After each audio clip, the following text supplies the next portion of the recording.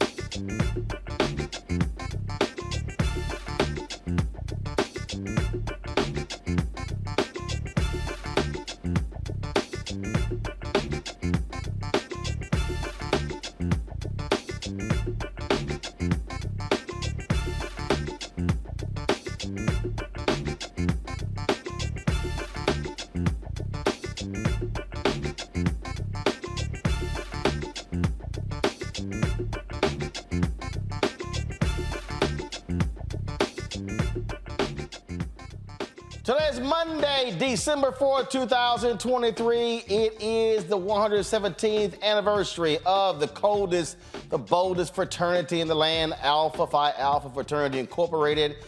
This is an Alpha show today.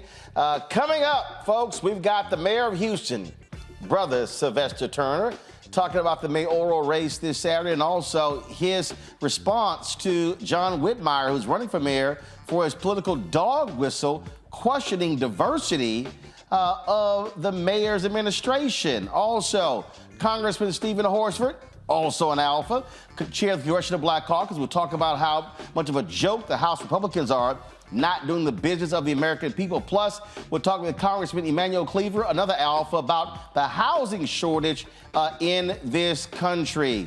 Actress Juliana Margulies, she's backpedaling her statements, saying that black people in the LGBT community align with Palestinian terrorists. Also, another Trump co-defendant, just crazy sister, could have her bail revoked if her recent statements are found to be threatening to a witness. Plus, we'll have a lot of shout outs from brothers all across the country.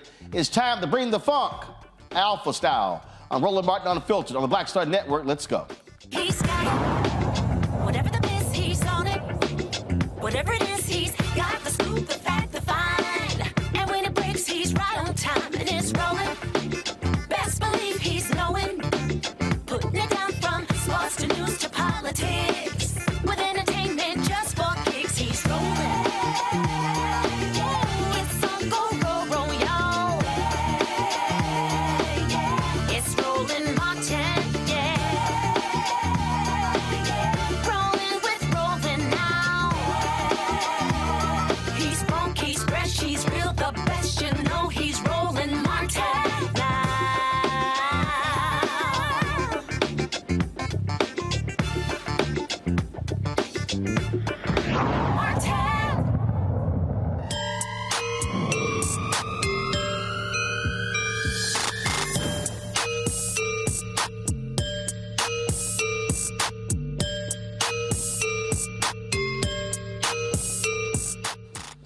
Folks, today is the anniversary of Alpha Alpha Fraternity Incorporated, and so, of course, yours truly, 34-year member of the frat. And so we've got a jam-packed show for you. We're kicking things off out of Houston, where Mayor Sylvester Turner took some time in last week's city council meeting to address mayoral candidate, say Senator John Whitmire, for saying that Turner's administration was not diverse enough. Say what? So here's just a little of what the mayor had to say about Whitmire. Criticisms lodged by Senator John Whitmire, and I want to respond if you're going to attack this administration. And one of the criticism was that there is no diversity with regards to, I guess, my top leaders at the city. That was a dog whistle. Because let me just say to you, with respect to Asians who are in top positions here at this city, as you know, I appointed Sanjay Ram as chair of Metro. First Asian, that's my appointment. I also appointed Carmen as the first woman chair of Metro. That was Kareem. That was my appointment. Priya Zachariah chairs the Mayor's Office of Resilience and Sustainability, Asian. First, my appointment. And doing an outstanding job, I may say. If you all can recall, Tandri Emo, the first Asian woman to chair finance. Director, that was my appointment. Okay. Meena Patel Davis chairs human trafficking, okay? And it's been here for at least 8 years. With respect to Hispanics, if you all can recall, Chief Acevedo was the head of the police department. And Chief Pena headed the fire department, all at the same time. Okay, that was historic. My appointments. All right, folks, joining us right now is Mayor Sylvester Turner. Mayor, glad to have you here. Happy Founders Day. Day to you, 06.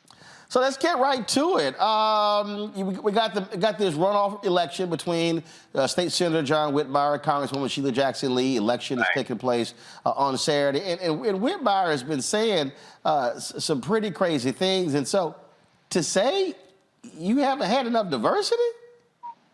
That's crazy, Roland. This administration has been the most diverse in the city's history.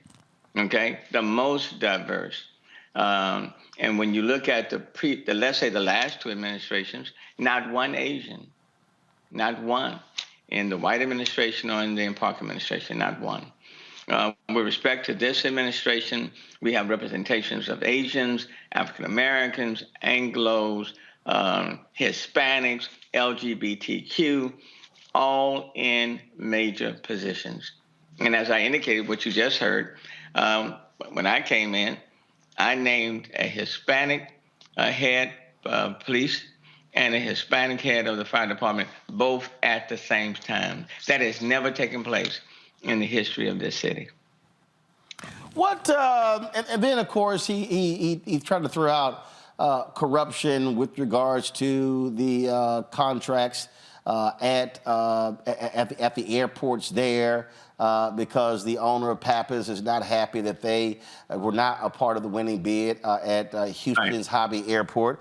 Full disclosure, my brother, Reginald Martin, his company is on one of the teams that actually did win it. But wasn't that an actual process that it wasn't like it was chosen by the mayor and the city council?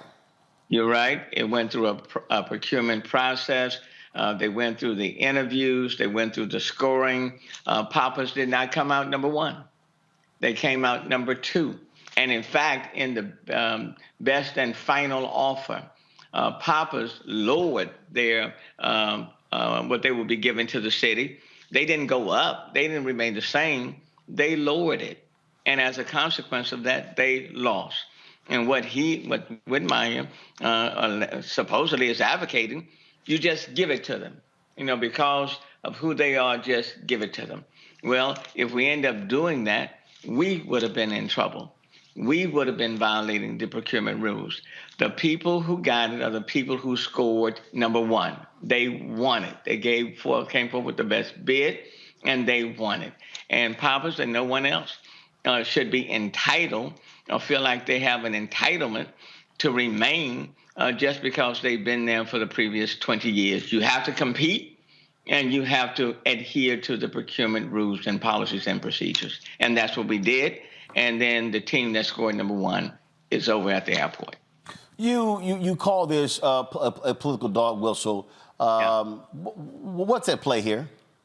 Well, it's the mayor's race, and it can go either way. It's close, and essentially, when you get in a debate on television, and you start saying, "Well, look at the people who are on the mayor's directors on his team. There are no Hispanics. There are no Asians." What are you implying? Number one, that's factually incorrect. Number two, you're making this and turning it into a racial issue. Are you saying there are too many blacks? And if you're saying that, then what is the quota? What number are you saying? But the reality is, this is a very diverse city. My administration has one of the most, if not the most, diverse representation in the history of this city. And you will see people from all persuasions that are in key leadership positions here at the city of Houston. We're very proud of that. And quite frankly, up until him making that comment, I think most people in the city of Houston have been proud of the diversity that exists in the city, and the fact that we have key people of color, from the highest level to the mid-level, all the way down. And we're very proud of that. I saw a previous video as well. I think I don't know if he was speaking at a church or was a banquet, I'm not quite sure. And you said that in 8 years of mayor, you've never gotten a phone call from Senator Whitmire saying what kind of assistance do you need for the city of Houston in Austin. He has been in the state legislature for a very long time. You served in the state legislature as well. And so I do find it peculiar that a state senator, there are only 31 in the whole state, that you never heard from a Houston state senator, and you're the mayor of the city. And that's a factual statement. That's a factual statement. We've gone through storms. We've gone through COVID, social civil unrest. The list goes on and on. In 8 years, I have faced 7 federally declared disasters. And I should say the city has faced them. And in those 8 years, the 2 mayoral candidates, only one has called me at least just one time and offered any support and gave any support. And that's been Congresswoman Sheila Jackson Lee. For whatever reason, the Senator Whitmire, has never picked up the phone and offered to help this city or offered to me any help or advice, not one time. I can't tell you why. I can only tell you factually what has occurred in the last 8 years. It is a big election on Saturday. You have endorsed Congresswoman Sheila Jackson Lee, and obviously a lot of eyes are on this particular race. It is a diverse city, and you got a lot of Republicans in the city who are supporting Senator Whitmire, but you've got endorsements going back and forth. From your perspective, why would Congressman Sheila Jackson Lee make a better mayor for the city than John Whitmire? Well, this is a diverse city, and we faced a lot. What I can say to you is that in the last 8 years, we faced those 7 federally declared disasters. The Congresswoman has stood by this city, and the Congresswoman has stood by me. She didn't wait to get a phone call. She's utilized her position in the best for the betterment of the city of Houston. She's brought down resources. That's important. And it is important as we move forward to have someone sitting in the mayor's seat that can establish positive relationships with the local units of government, Harris County, with the feds. That's critically important. And even know how to deal with the state as well. Her experience speaks volumes on that end. In terms of this city, we are a global city. And it's important that you're able to represent us on the national and global stage. She's certainly prepared and is proven very capable of doing that. And then at the same time, she is a doer. She gets things done. She's very result-oriented, and she's demonstrated that. So quite frankly, there are just a lot of pluses in her favor. And I say that without having to bash anybody else or the person that's right in the race with her. She has established herself since she's been a city council person, since she's been in Congress, of someone who knows how to represent the best interest of everyone in the city of Houston, and therefore, I have given my support to her. You are in the final days of your 8 years as mayor. It has been highly successful. One of the things that we talked about in June, when we were there for Juneteenth, is what you have been able to do to really grow the opportunities for Black and minority businesses by being mayor. And the record will speak for itself, Roland. Under this administration, businesses of color, Hispanics, Asian, African Americans, have received more business from this city at a historic level, and specifically that holds true for African American businesses. They are, and we're talking about businesses who are fully capable of doing the work. So their representation in terms of doing business with the city speaks volumes. We've worked very hard to build a very inclusive community, not just in terms of representation, and not just in terms of who is sitting in the chairs, but in terms of the economic opportunities that this city has to offer. And in each one of those categories, you can check the box. And as a result of this, communities are doing better, because families are doing better, because people are doing better economically, and they can pass that on down to their employees and everyone else. So those are good things, and I think that will speak volumes for the future of this city. What would you say is for you personally, the greatest accomplishment that you have been able to do? Well, this is the most diverse city in the city of Houston, and you can be diverse, separate, segregated, and apart, or you can be diverse and inclusive at the same time. We've been able to hold the city together and move forward. The second thing is that we have faced more storms, more disasters, more major events than anyone previously sitting in this seat. But we've come through it. We've built a very resilient, stronger, sustainable city, and it's been a we thing. So I give high marks for the collaboration. It hadn't been a me thing. It's been a we thing. And so people on all levels have come together in order for us to get through these storms and at the same time be a very competitive city with other cities, not only in this state and in this country, but globally as well. And I think that speaks volumes for Houston and who we are. On a lighter note, we have brought more sporting events and conventions to this city than anyone in the history of the city sitting in this chair, and more sporting events than any other city in the country. And that's what the Harris Houston Sports Authority just put out a few days ago. So we've done well. The Astros have won the World Series twice. They've been in the World Series 3 times. They've been a division champion 7 consecutive times. And I've been mayor 8 times. So I think we have a pretty good track record. And now even the Texans are doing very, very well. Only thing we got to do is get the Rockets handling their business, and then we'll have a trifecta there. We're on our way. And then again, let me take the opportunity to thank you for your advocacy, for what you are doing. You certainly made Alpha Phi Alpha Fraternity Incorporated very, very proud. But quite frankly, you've given a voice to a whole lot of people who need to be heard in this day and time. We're going through some tough times. And that's why I hate to see what's happening in the city of Houston right now when you inject, even in a dog whistle, race into the equation. That's not a good thing. That's not a good thing. So let me thank you, and let me just say, happy Founders Day. Absolutely. Absolutely. And of course, for me, it all started there at Jack Yates High School, Manning School of Communications. Yes, and so that's it. Mayor Turner, I appreciate it. Again, good luck in the final days of you being the mayor's. And I'm sure I will see you around Houston, of course, at the Brook, the Church Without Walls.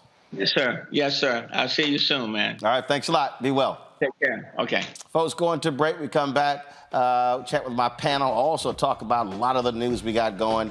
Congressman Stephen Horsford, chair of the Congressional Black Caucus, will be joining us. Congressman Emanuel Cleaver will be talking about housing in this country. It's a whole lot we got to discuss right here on Roland Martin Unfiltered on the Black Start Network on this Alpha Founders Day. We'll be right back.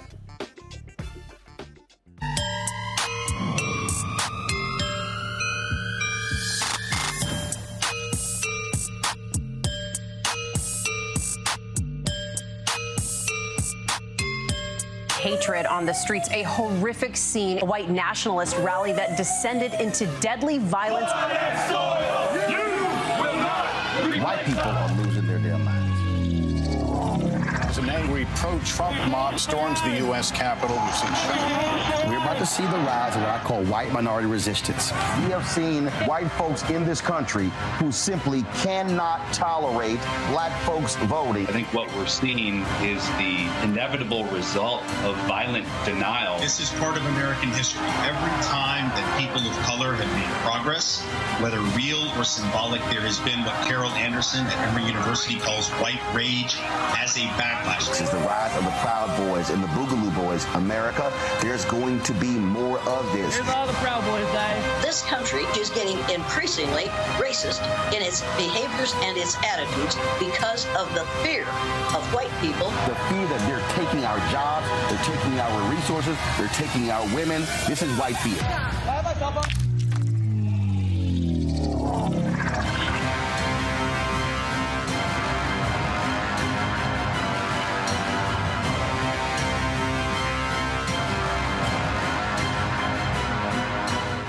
Greetings and happy Founders Day to my brothers of Alpha Phi Alpha Fraternity Incorporated. I'm Brother Mark Tillman, and I've had the honor and privilege of serving our fraternity as the 34th General President. Today, we celebrate 117 years of existence, founded on the campus of Cornell University. We remember and honor our 7 founders, the Jews of this fraternity. They are the architects of Alpha's ideals, aims, and mission. Remember to support and defend our right to vote. Remember to promote academic excellence and defend the right for equal education. And remember to serve and advocate for our communities to ensure equal opportunity for all. Happy Founders Day, my brothers. Enjoy this day.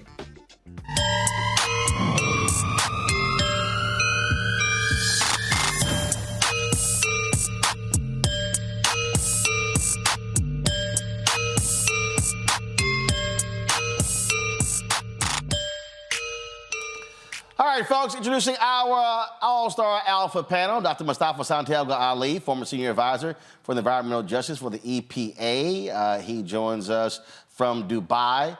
I would assume that's why he don't have his black and gold on. So, you know, he went out there, he got this peach and cream on. We got Dr. Oh, yeah, I was going to say something. We got Dr. Larry Walker, assistant professor at University of Central Florida. Glad to see you in the black and gold doc. And, of course, Dr. Greg Carr, Department of Afro-American Studies, Howard University out of D.C. And so glad to have all 3 of my Alpha brothers here. I want to start with you, Greg. You heard the mayor there, and here's the thing that I've consistently said to people. The reason Atlanta is the city that it is because they had Maynard Jackson as mayor, Alpha, followed by Andrew Young as mayor, Alpha, followed by Maynard Jackson, followed by Bill Campbell, followed by Shirley Franklin, followed by Kasim Reed, followed by Keisha Lance Bottoms, followed by, right now, he go by Mayor Andre. You had black mayor after black mayor. Chicago had Harold Washington, and then it was 20 plus years more than 20 years before a black, well, actually longer than that, before a black mayor was elected in terms of Lori Lightfoot. And then now you've seen Brandon Johnson. So they've now had back-to-back black mayors. Lee Brown was the first black mayor of Houston. Then you had a couple of others, and then you had Sylvester Turner. And what I keep saying is, if we're talking about black advancement, it's critically important to have that continuation in order to continue the work. It doesn't get done just in one term. And so that's why when we talk about voting, black voters could make the difference in Houston if they actually turn out in large numbers for Congresswoman Sheila Jackson Lee over State Senator John Whitmire. Absolutely. Refresh my memory, Brother Roland. Harold Washington, what fraternity was he? Harold Washington, actually, I think he was a Sigma. Was he? Okay, Yeah. I know Eugene Yeah. Sawyer was. Yeah. I mean, I was trying to remember. I guess we couldn't get everybody in. Harold Washington was a Sigma, and then we was Eugene Sawyer, who came after him on a temporary basis. Eugene Sawyer, he was an Alpha. He was an Alpha. That's right. Okay, thank you, brother. And the head of the Cook County Board of Commissioners, John Stroger, Alpha brother. Yes, sir. Yes, sir. Well, you know, it's interesting, Roland. We know this. You've taught us this history over and over again. There are limits to political power when resources have been deprived. People get resources deprived. We certainly see class tensions to this day in Atlanta. The Stop Cop City movement, that's on Andre's watch. The class kind of cleavages that emerged even in the Maynard Jackson administration. But that's an issue that is related but distinct. We have to have political power first to then begin to turn internally and solve these challenges. And what we're seeing here is that, yes, there's a robust black upper class and middle class in all these black cities, even as the black poor, along with the rest of the poor, are suffering. But what we have here in Houston is probably a preview to what we're going to see around the country and what we've always seen. When black folk, after the Voting Rights Act of 1965, as you always talk about, began to elect black power, put black people into elective office, that first wave of black politicians came in with a mandate to create the type of equitable society for everyone that would, of course, benefit us. You see Harold Washington's early plans, you see Maynard Jackson's early plans, and what those white boys did. I'm not talking about the poor whites initially, because these are, in many ways, multiracial coalitions. Certainly in Chicago, the idea of the Rainbow Coalition, as we know, came from the Black Panthers, the white folk in North Chicago, the hillbilly movement, the so-called the Young Lords movement in Chicago. There was a multiracial coalition that put Harold Washington in office. But what did the rich white boys do, the business owners and folk like that? They began to try to withdraw resources from the polity, either moving to the suburbs or trying to maintain control of the banks. We saw the same thing happen here in Washington, D.C. with our another Alpha brother, Marion Barry. And so black politicians find themselves hamstrung when resources are being starved. Now, this white nationalist in Houston, Harriman, his whole technique is the same technique they're following throughout Texas. We're going to starve y'all of resources. And then the dog whistles that he puts in is basically like, if you bring me, I'm going to talk to my white friends and these business owners, and we're going to put some more money back in the city. It's an old playbook. But now that Texas finally is majority non-white, now that white people make up the largest minority group in the state of Texas, what's going on in Houston is a preview to the playbook they're going to run until they are finally wrested power of across the country. This is what Sylvester Turner, this is what Sheila Jackson Lee, and everyone else is facing. And we've seen it before in all these cities that you mentioned. What Greg laid out there, Mustafa, I think is really important. And I'm just going to say what's happening here in Houston. People need to understand, Houston is the largest, Houston and Harris County, the largest city, largest county in the state. Republicans in Austin have been doing all they can to stifle Houston because it has gone blue. Well, guess what? Democrats control the Harris County Commissioners Court. You have a Latina who is the chair of the Harris County Commissioners. Here you have Houston, you have a black mayor. You got folks down there, white Republicans, we got to take back something in this city. I saw one poll that showed 88% of Republicans in Houston were supporting State Senator John Whitmire, who's actually a Democrat. And so when I laid out my book, White Fear, How the Browning of America is Making White Folks Lose Their Minds, this is about, again, power. and then who wields power. And what I keep saying over and over and over again, I'm gonna keep saying it between now and next year's election and on to black people. If we are not properly leveraging our vote to the maximum capacity, then what we're doing is we're losing the opportunity to hold power, wield power, and drive change to our communities. Yeah, and we understand that power is correlated with making that positive change that you referenced inside of our communities, whether it is around education or housing or job opportunities. The list goes on and on. And Republicans there have made a decision that, the other candidate is actually the person whom will probably help them to hold on to that power. But we should unpack this. You need there in Houston a candidate who actually understands how the federal process works. Where are those resources in the federal system? How do you navigate that? And that's why when you have the opportunity to have someone like Congresswoman Sheila Jackson Lee, I work right down the hall from her. I've spent time inside of her office and understood the dynamics that she played out to make sure that positive things began to happen for our community. So, if we want to make sure that our communities are healthy and are thriving and have the resources that are necessary, then you have to have that individual. And of course, that's tied to your vote to make sure that you have someone who's in office who not just sees you, but understands the dynamics that are going on inside of your communities. Larry. Roland, I think that, this conversation we're having right now, you just talked to, Brother Mayor Turner, is really important. And this is Founders Day. Hopeless people is voteless people, right? We talk about that, as our major, focus. One of our programs is Alpha. And so it's going to be imperative for folks to get out in a couple of days from now and vote. I think the statistics you highlight in terms of 88% of Republicans, supporting a Democrat, obviously is really concerning. But I think, once again, when you talk about, Brother Carr talked about the Voting Rights Act of 65 and, black political power. And then you highlighted what Republicans steps they're taking, not only in the state of Texas, but other states throughout the United States where there are large metropolitan areas that have gone blue and efforts to undermine the political power. And you see that Harris County, what's happening with the school district, among other challenges.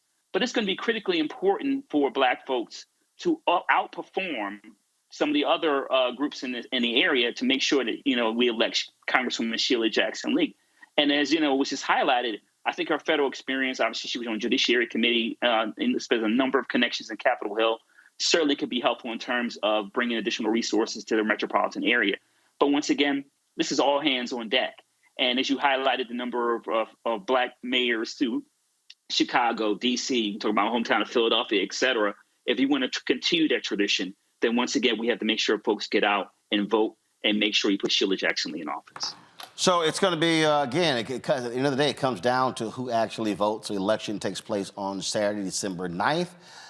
So, folks, absolutely, let's make it happen. All right, folks, got to go to break.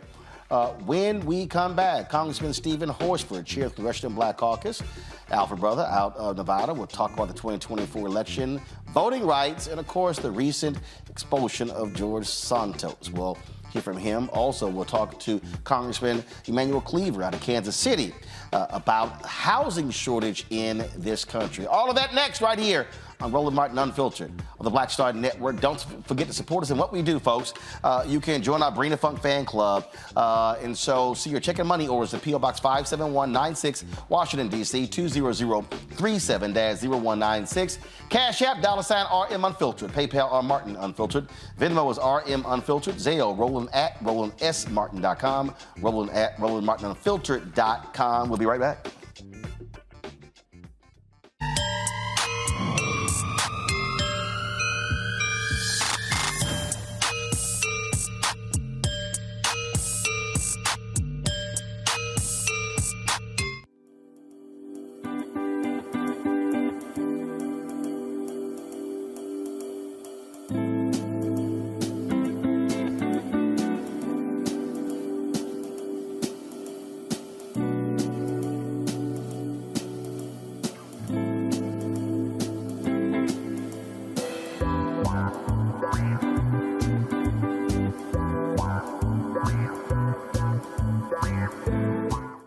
business or career with Grow with Google's wide range of online courses, digital training, and tools. Gain in-demand job skills with flexible online training programs designed to put you on the fast track to jobs in high-growth fields. No experience is necessary. Learn at your own pace. Complete the online certificate program on your own terms. Stand out to employers, get on a path to in-demand jobs, and connect with top employers who are currently hiring. Take one professional career certificate program or all 6. Earn a Google Career Certificate to prepare for a job in a high-growth field like data analytics, project management, UX design, cybersecurity, and more. All professional career certificate programs must be completed by December 31st, 2024. Scan the QR code to complete the application. There are 1,000 scholarships available. Grow with Google and J. Hood and Associates. Be job ready and qualify for in-demand jobs. Happy Founders Day to the men of Alpha Phi Alpha. 7 men came together making a commitment to embody the motto, first of all, servants of all, we shall transcend all. You know, while we've never fully lived up to our promise of our nation, we've never fully walked away from it either. Because of you and alpha men like you, like Dr. King, Justice Thurgood Marshall, and my good friend Ambassador Andy Young. Thank you all for the history you've made and the history you continue to make. God bless you all. Keep at it, guys. Keep at it.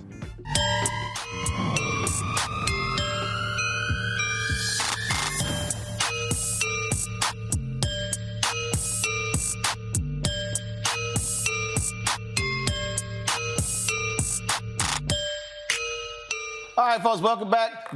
Greg, were you surprised by that video, Greg? I couldn't stop laughing, man. You know what it was, Roland. I saw Brother Wes Moore give his thing today on the Friday, but Joe Biden just cracks me up, man. No, but you know what? You know he's actually done a video for every D9 Founders Day. No question. Hey, look, Joe Biden know what side his bread is buttered on, man. It just cracks me up to hear why people. I mean, but I'm gonna tell you this here. I don't recall Obama doing greetings for every Founders Day. Well, I'm not sure. So I give it to Biden staff. No, I definitely give it. See, that's called good staffing. I love all the people sitting there going, he out here. This is what cracks me up. I'm gonna get to Congress Stephen Horsford in a minute, but this is what cracks me up. These people going, see, that's right here begging for the vote. See, this is where I'm now confused. So, if we get ignored, we pissed. Right. But then, if somebody does something like this, the other folk go, now you're sitting here begging. That's actually smart politics. Smart politics is that's what you do when you are, looking out for a group. Republicans do that for evangelicals. They do it for other groups. So it just kills me when you get people who are out there, and it's sort of like, damn if you do, damn if you don't. No question. And Obama, the Obamas are outliers. First of all, I doubt that Barack Obama was invited to a smoke or anything else when he was an undergrad at Occidental or even when he crossed the continent. And as far as Michelle Obama go, is it apocryphal? Have y'all heard the same story I heard that once it was clear that she could only join one sorority, she just turned down all the offers. Like, in other words, I could be an honorary member of all of them. So clearly y'all don't know how this works. We're all together. It's the Divine Nine, but you got to pick. So maybe the Obamas, but you're absolutely right. That's smart politics. And we know, as you know better than all of us, just how filthy the White House is with members of Alpha Phi Alpha and the Divine Nine. So they wasn't going to let him make no mistakes, brother. No question. Absolutely, absolutely. Larry, on that point, this is one of the reasons why you have diverse staffs. This is one of the what people don't realize. Presidents, governors, mayors, county commissioners, state reps, state senators, when you go to awards programs, what do you open up? You will see a letter there from elected official. When you go, you'll see videos there. This happens for all groups. And so we should want elected officials, especially those that depend on our votes, honoring our organizations. Absolutely. And listen, he wouldn't get elected without the D9. His VP is a member of the D9. So it will be a fumble if the White House didn't. And I know the Omega Sci-Fi had their Founders Day a few weeks ago, and I saw the video. And you're right, Roland. He's done the videos for everyone. It is smart politics because, as we're well aware, we can talk about Dr. King and Brother Marshall, et cetera, in terms of Alpha, the impact Alpha men have had on this country, Du Bois, et cetera. But it will be unconscionable not to honor, particularly, obviously, the first, but honor all D9 organizations in terms of giving them a shout out on Founders Day. So it takes a few minutes to film each video, but it's really important because, listen, in the election next year, he's going to lead every single vote of every D9 member. Not only that, we talked about all our work for voter registration, and Alpha men are always in the front line of getting people registered to vote, undergraduate and graduate chapters. So he's going to need every single vote next year. So it's critically important that he gave a shout out, like I said, to the first and the finest, of course. I just can't stand the folk who whine, Mustafa, who say, oh, he pandering. First of all, let me be real clear. Politics is pandering. You literally go to people begging them for their vote. It ain't no different than somebody outside the store going, you got any spare change? You got any change? That's what politicians do. It's true. It is what they do. But, we need to also view this from a different direction because I've been in the seats of prepping senior officials for the creation of videos and engagement with other organizations. So when you have, whether it's a president or vice president or an administrator of an agency, yes, you're shooting that video for a few moments, but they're also finally beginning to have some education around the creativity and actually all the amazingness that is associated with us that they may not have known. And then they will also swing back around when you're on the road with them and they'll say or ask questions about an organization and the leaders inside of that. So when he hears names like Dr. King or Thurgood Marshall or a number of others, and they're starting to make some decisions about who's going to get invited to something or where resources need to go or who has the expertise in that space, they will think about Alpha Phi Alpha. So there's a number of benefits that come from having those individuals both in that moment and then in additional times afterwards. Absolutely, absolutely. Speaking of that, Mustafa, you're there in Dubai. Vice President Kamala Harris was there as well. Tell folks what is happening there that the attention of the world is on that region. Well, COP28 is happening here in Dubai. It's an incredibly important set of conversations that are going on. Countries all across our planet are making decisions about the sets of investments and actions that they'll do to address the climate crisis. And for our folks, it's incredibly important to be a part of this and to pay attention to what's going on because our communities get hit first and worse, whether it's from floods or hurricanes, these heat waves that actually disproportionately kill Black folks at twice the rate of white folks. So when people are talking about how resources are going to be developed, where resources are going to go, and how we're going to break our addiction to fossil fuels, there is a direct public health impact that's happening, but there's also an economic impact for our folks. We know many of our folks work outdoors, so when we have these extreme weather events, it makes it difficult for us to be able to work. It makes kids more difficult for them to be able to make it to school. But there's also literally billions upon billions of dollars for economic opportunities, and we need to be positioning ourselves to make sure that we're getting our fair share. So one, we get to protect our communities, and we can also help to address the wealth gap by getting engaged in this new clean economy. You know, one of the things, Larry, that and like I said, as I said, the vice president was there. I get a kick out of this when you have folks like Chris Christie, but you all got some Black people do. Where the vice president? We ain't never seen the vice president. Well, the reality is she was there representing the United States at this conference, spoke at this conference as well. And so, matter of fact, here are just some of the photos. And like this thing ain't really hard. You can actually follow VP on Instagram. And again, this is her meeting with leaders of Egypt, the UAE, of Jordan, the Emir of Qatar. And look, a lot of things are being talked about there, including what's happening with between Israel and Gaza. And again, this is the stuff that I'll dare say not sexy. But this is what vice presidents do. I had some dude send me an email telling me, use all of your influence to get to Kamala Harris to tell her to step down from the ticket. I said, dude, she ain't going nowhere. I'm like, what the hell y'all talking about? I'm like, she ain't going nowhere. I mean, it amazes me the sheer insanity of people who go, man, we don't hear from her, we don't see her. She's the number 2. You typically hear more from the number 1 and not the number 2. And you know what an interesting thing about this conversation, Roland, we really need to focus on civics. I'm always surprised, not only in social media, but this general conversation of people having her confused about the role the president and the VP play. But I think a lot of this has to do with race and gender.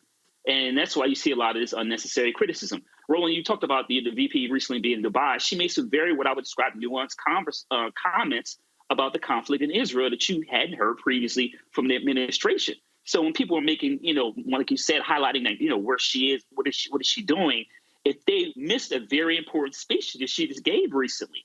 But folks need to really open their eyes and they really ask themselves why they are so critical of the VP. She's everywhere, right? So when you talk about her being in Dubai, traveling abroad, or whether she's, talking about, making sure you support the Biden-Harris administration in 2024, going to HBCUs and other minority-serving institutions throughout the United States. But listen, when you're president of the United States, you're the one who is dictating what the agenda is. The VP is only going to do but so much based on what the White House and senior leaders in the Biden administration want the VP to do. So people really need to come off of some of the unnecessary criticism. And like I said, they really need to take a look at some of their biases based on race and gender. But she's done a great job. And for people saying they should come off the ticket, that's ridiculous. Biden would have won a couple years ago. Let's talk about the number how Black women, support not only the Democratic Party, but came out and supported President Biden and will also do that next year. So the idea of suggesting that somehow she won't be on the ticket next year, that would equal a Trump presidency. Greg? Yeah, I couldn't agree more with Larry, and I'm glad you're there, Brother Mustafa. We saw those pictures as you flashed it there with the King of Jordan, also with Sisi from Egypt. You best believe one thing for sure. Set aside Anthony Blinken, set aside Joe Biden. Kamala Harris is in the UAE, which means those conversations weren't just about climate change. We heard Lloyd Austin, Secretary of the Defense, talk about the fact that what Israel is doing right now is pushing it closer to having a perpetual war, creating another generation of folk that will attack Israel from the people who are losing family members as we speak. Climate change and that are related. The idea that you can drive people from one part of where they live to another part, and now Egypt's going to bomb in the southern part of Gaza. That's a precursor. And the way I understand it, Mustafa, is you've been there. You've been hearing this in real time, brother. Those of us not there monitoring the conversations. And one of the things that's been raised is the fact that climate change, you see a precursor of it with displacement. The people in the global south who are going to be flooded out, are going to have these extreme weather events, they're going to be looking for some place to go. And those places are going to look more and more like the places where the people with the resources that they've deprived them of live. And that's going to happen here in the United States as well. And you better believe that Kamala Harris is there not just having conversations about climate change, which is the existential threat to our existence as a species on this planet, but she's also talking foreign policy. So if you think that she ain't talking to Sisi about, look, we got to get this thing under control in this region where these folks are losing their lives, then people are being incredibly naive. So it's extremely important for the top official in the United States government to be in that conversation in the way she's in those conversations right now. No doubt about it.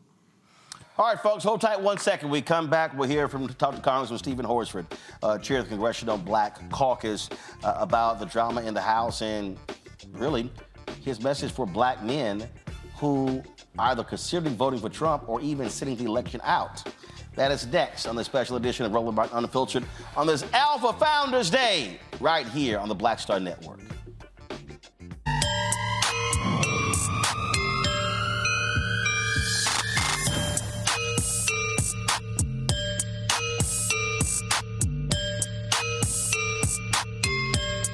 Next on the Black Table with me, Greg Carr.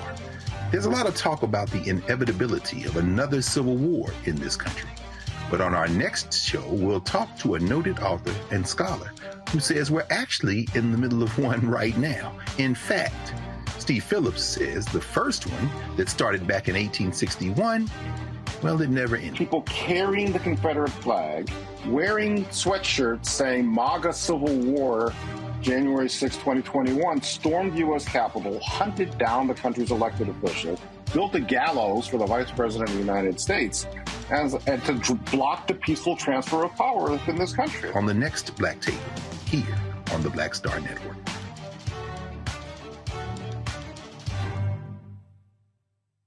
I'm Mark Morial. I was initiated in Alpha Phi Alpha fraternity, Psi chapter on April 23rd, 1977. And I want to say to all the brothers, happy Founders Day. On this Founders Day, we should remember our founders, those courageous 7 jewels, those pioneering young Black men who on the campus of Cornell University created Alpha Phi Alpha fraternity. Manly deeds, scholarship, and love for all mankind continues to guide us. Happy birthday, Alpha Phi Alpha fraternity, and may our work go on, our cause endure, and the dream continue to live.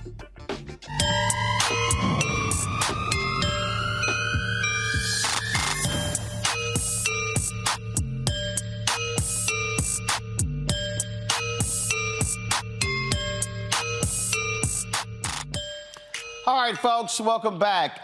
Congress, it's a mess in the House where Republicans are in charge.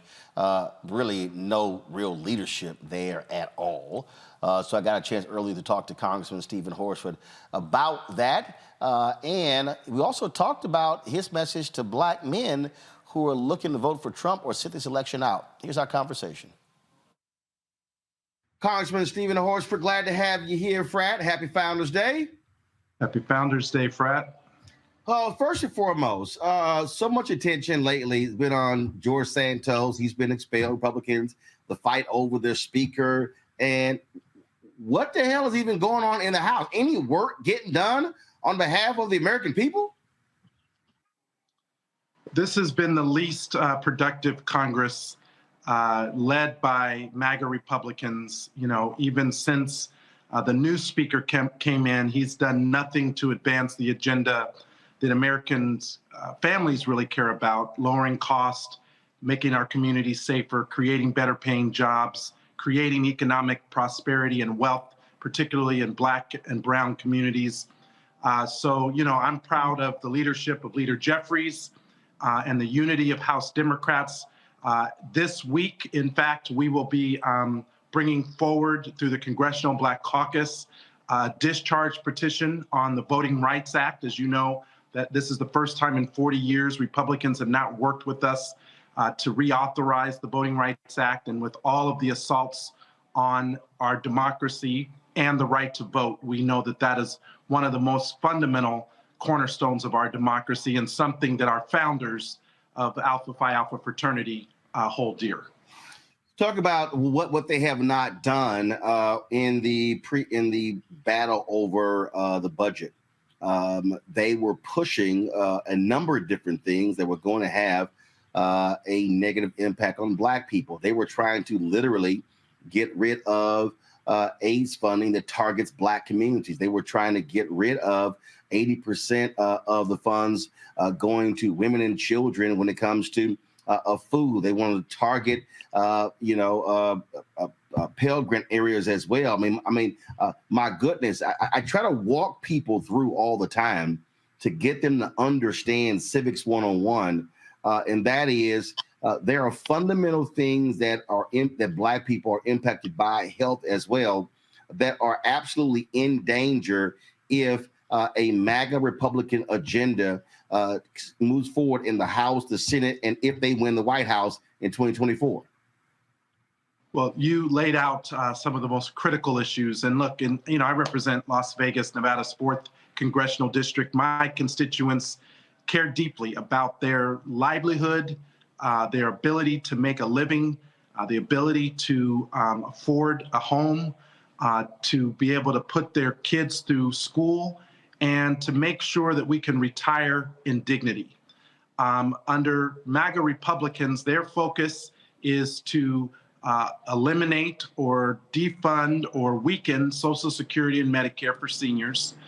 Their agenda is to cut access to college affordability by making it harder for particularly first-generation students to pursue education, and deny access to education through extreme measures like eliminating access through affirmative action on our college and university campuses.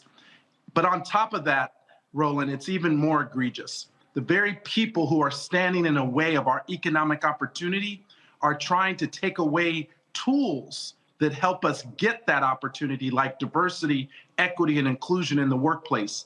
The lawsuits against the Fearless Fund, a venture capital fund that was started by 2 Black women entrepreneurs to do what? Provide funding to other Black women entrepreneurs. So these are the attacks that the other side is using against our opportunity. But we, as the Congressional Black Caucus and House Democrats largely, are working to hold the line against these attacks. And more importantly than that, cast a bolder vision for what we need to be doing in the next 4 years of a Biden-Harris administration and the work that Democrats in Congress need to do to make sure that that is made possible. You talk about the economic piece, and one of the things that I, again, trying to connect the dots when you talk about the Voting Rights Act, when you talk about representation that has an indirect impact on resources coming back to the Black community. When you look at Republicans doing all they could to stop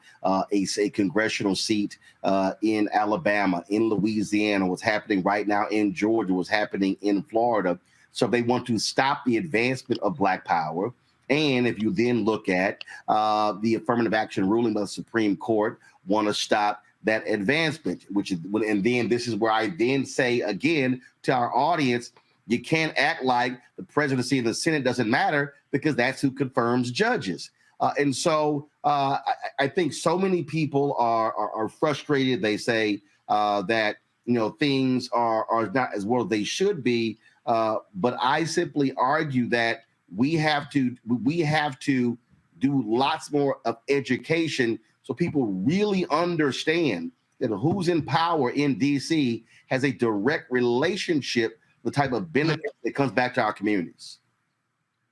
Well, look, Roland, you know, and it's why your Black media platform and the work that you do to put out correct information, accurate information, information that is compelling and that, you know, challenges all of us, including those in elected office, to make sure that this information, the accurate information, is getting out to our constituents. Look, I am not under no false pretense that we have challenges before us. As chair of the Congressional Black Caucus, we now have 60 members. Collectively, we represent 120 million Americans across the country, about 20 million Black Americans. We understand that when we uplift the Black community, we uplift everyone. And we understand when the Black community is hurting, that is an indication that other communities are also falling behind. And so that is why we are pushing to center the people, not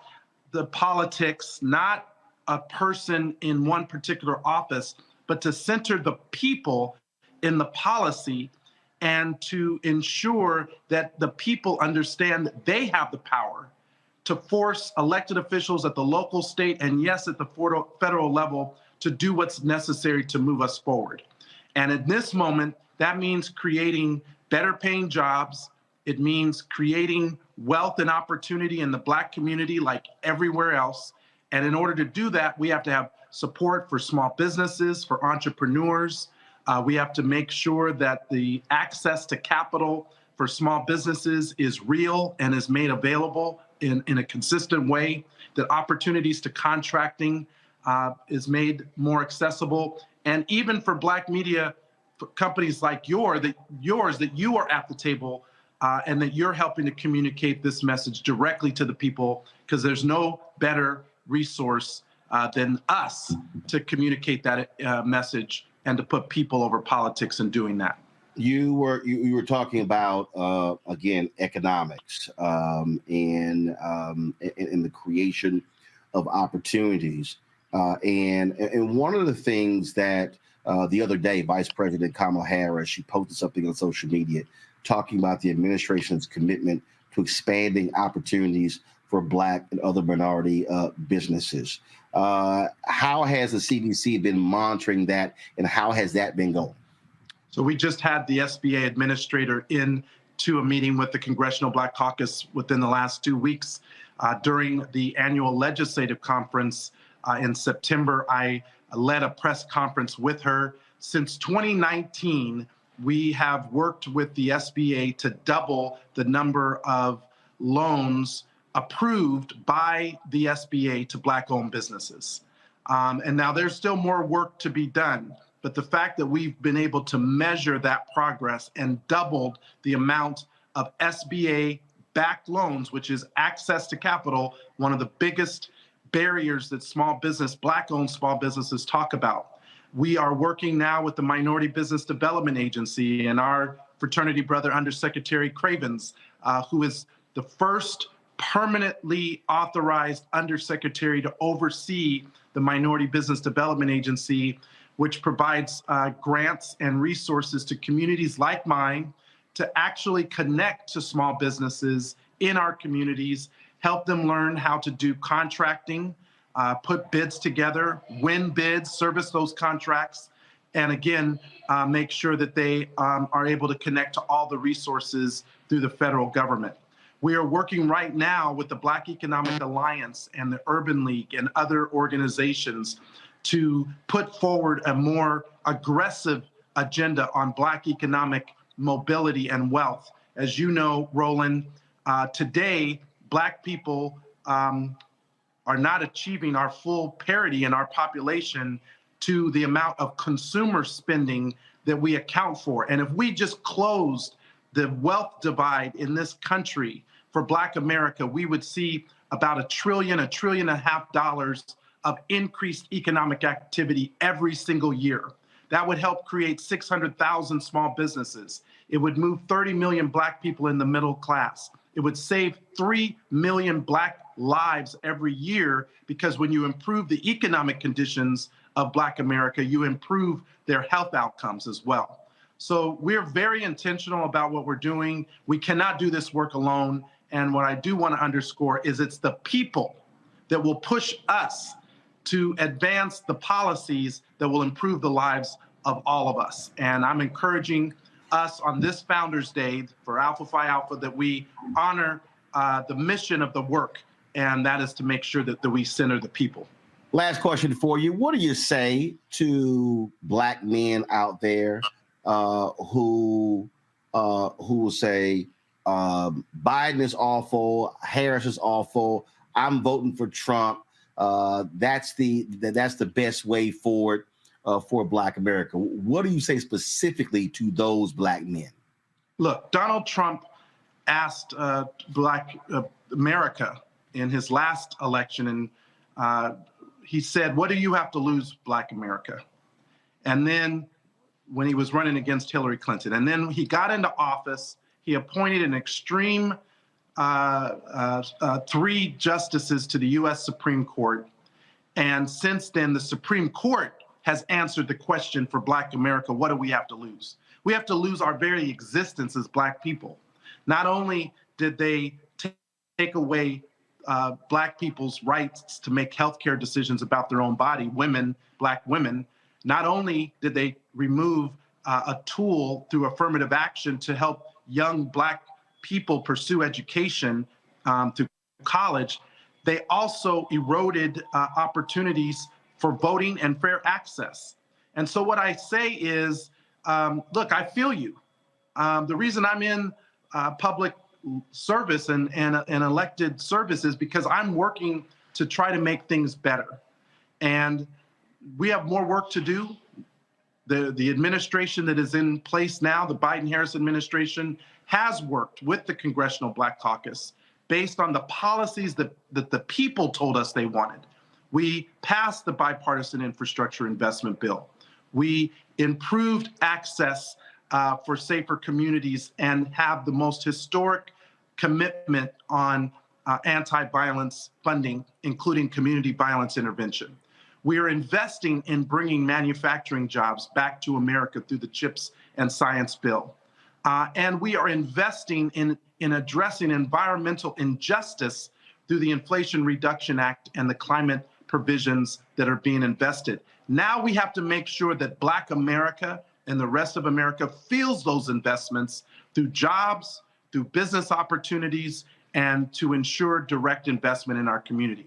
So my message to Black men is, let's be counted. We have always helped to save our democracy in times past, and this will be no exception. Donald Trump asked us what we had to lose. We're not going to allow him to determine that for us. We will determine it for ourselves. Congressman Stephen Horsford, always glad to have you. Certainly appreciate it, bro. Enjoy Founders Day. Happy Founders Day. I know we're going to have a picture on the steps at the Capitol with some of the members and staff and interns, but happy Founders Day to the men of Alpha Phi Alpha Fraternity Incorporated. Love you. Thank you for everything that you do. Not only you, Roland, but the brothers all across the country. All right. Thanks a bunch. And the photo that he was talking about, they did take that photo. Give me 1 second. 1 second. Hopefully I can pull it up for you to actually see. This is the photo right here. Y'all have it on video playback. Go to the better photo. And so that's the photo there. CBC members, Capitol Hill staffers and workers as well. So good to see all the brothers who are doing the work. Going to a break, we come back. Congressman Emanuel Cleaver, chatted with him as well. We talked about housing in America. So many people really do not have an understanding of why rents have been going up. We're going to break it down for you. That is next right here on Roland Martin Unfiltered on the Black Star Network on the 117th anniversary of the founding of Alpha Phi Alpha Fraternity Incorporated at Cornell University. First of all, service of all, we shall transcend all. We'll be right back.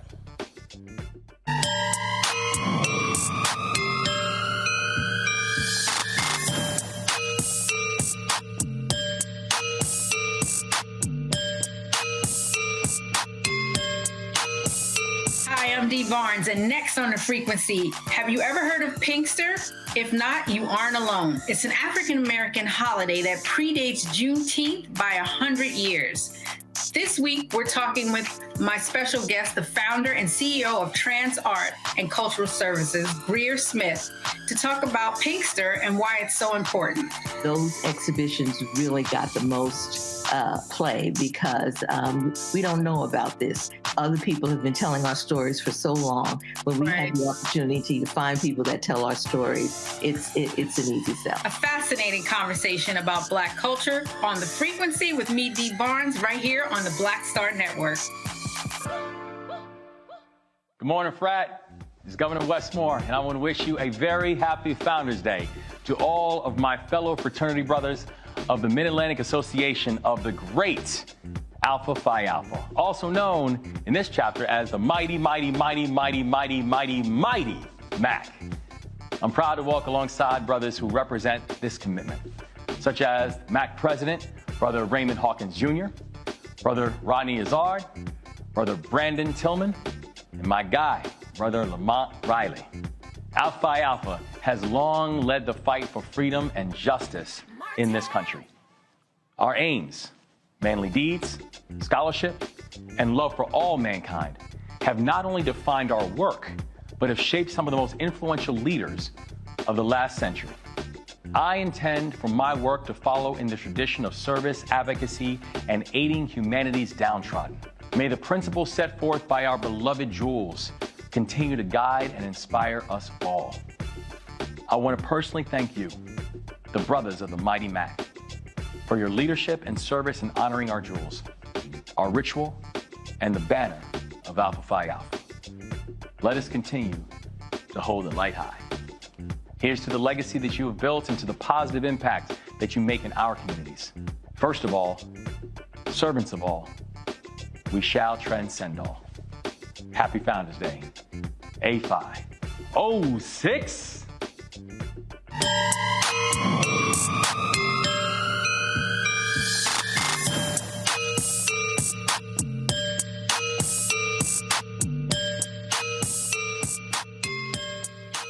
Housing is one of the big issues people have said they're having a tough time with during this economy. Congressman Emanuel Cleaver sits on the Financial Services Committee, and we talked about that in our discussion a little bit earlier. Congressman Cleaver, glad to have you here. So here's what I find to be just so interesting. Republicans now control the House, and I think more time is literally being spent on them desperately trying to find some information about Hunter Biden than literally any public policy that can impact the American people. What I mean, what in the hell is going on in the House? Well, first of all, it's important for me to say that Donald Trump asked former Speaker Kevin McCarthy if he would undo his impeachment, or both of them. I'm not sure how you can undo an impeachment, but McCarthy couldn't do it even if he tried, and I don't think he even attempted to do it. And so he didn't do it. So he and Donald Trump had a falling out. So I believe, I don't have any evidence to go with this, but I feel very comfortable in saying this and not fearing anybody coming up with anything different, that Donald Trump asked Speaker Johnson if he would go after Biden, and I think he's going to do that, even though there's been no evidence of him doing anything wrong. His son is not in the administration. He's not associated with anything in the administration. He was not working in the White House, and somehow there's this continuing obsession with Hunter Biden. And so I think all of this is connected. We right now, we don't have aid for the Ukraine. We don't have aid for Israel.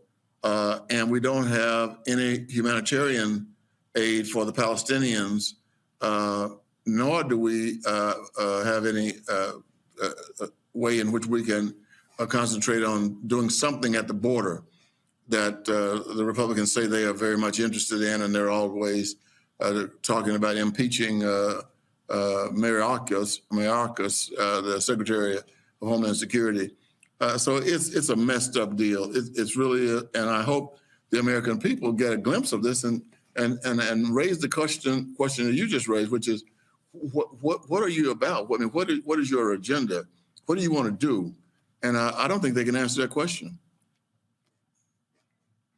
No, I don't think they can answer that question. And I look at the child tax credit. I look at many of the safety net programs that were put in place during COVID. A lot of those are expiring. And so when you look at what is happening, there are people who are saying that they think the economy is not doing as well as it should. A lot of that has to do with a lot of those expiring programs in Congress that was providing benefits to many needy Americans. Yeah, especially the children's tax credit. That we were taking thousands and thousands of children and consequently families out of poverty with the child tax credit. The speaker seems to have no interest in it. I don't think anybody on the Republican side has done anything or said anything that would cause us to believe they can do it. Now, we have not passed, as I mentioned earlier, the supplemental legislation that we desperately need. But we're going to end up in a spot again where we were a few weeks ago, and that is, are we going to fund the government or not? And I just think it's right now an ugly situation that the American public ought to be furious about, because they're the ones who are going to get hurt. They're still over here majoring in minors, and the world is happening, and they are still living back in another era, an era going by, and at the expense of the American people. It's sad. One of the areas that I'm hearing lots of people complain about deals with affordable housing. And what we see is private equity is owning a whole lot of the housing stock in this country.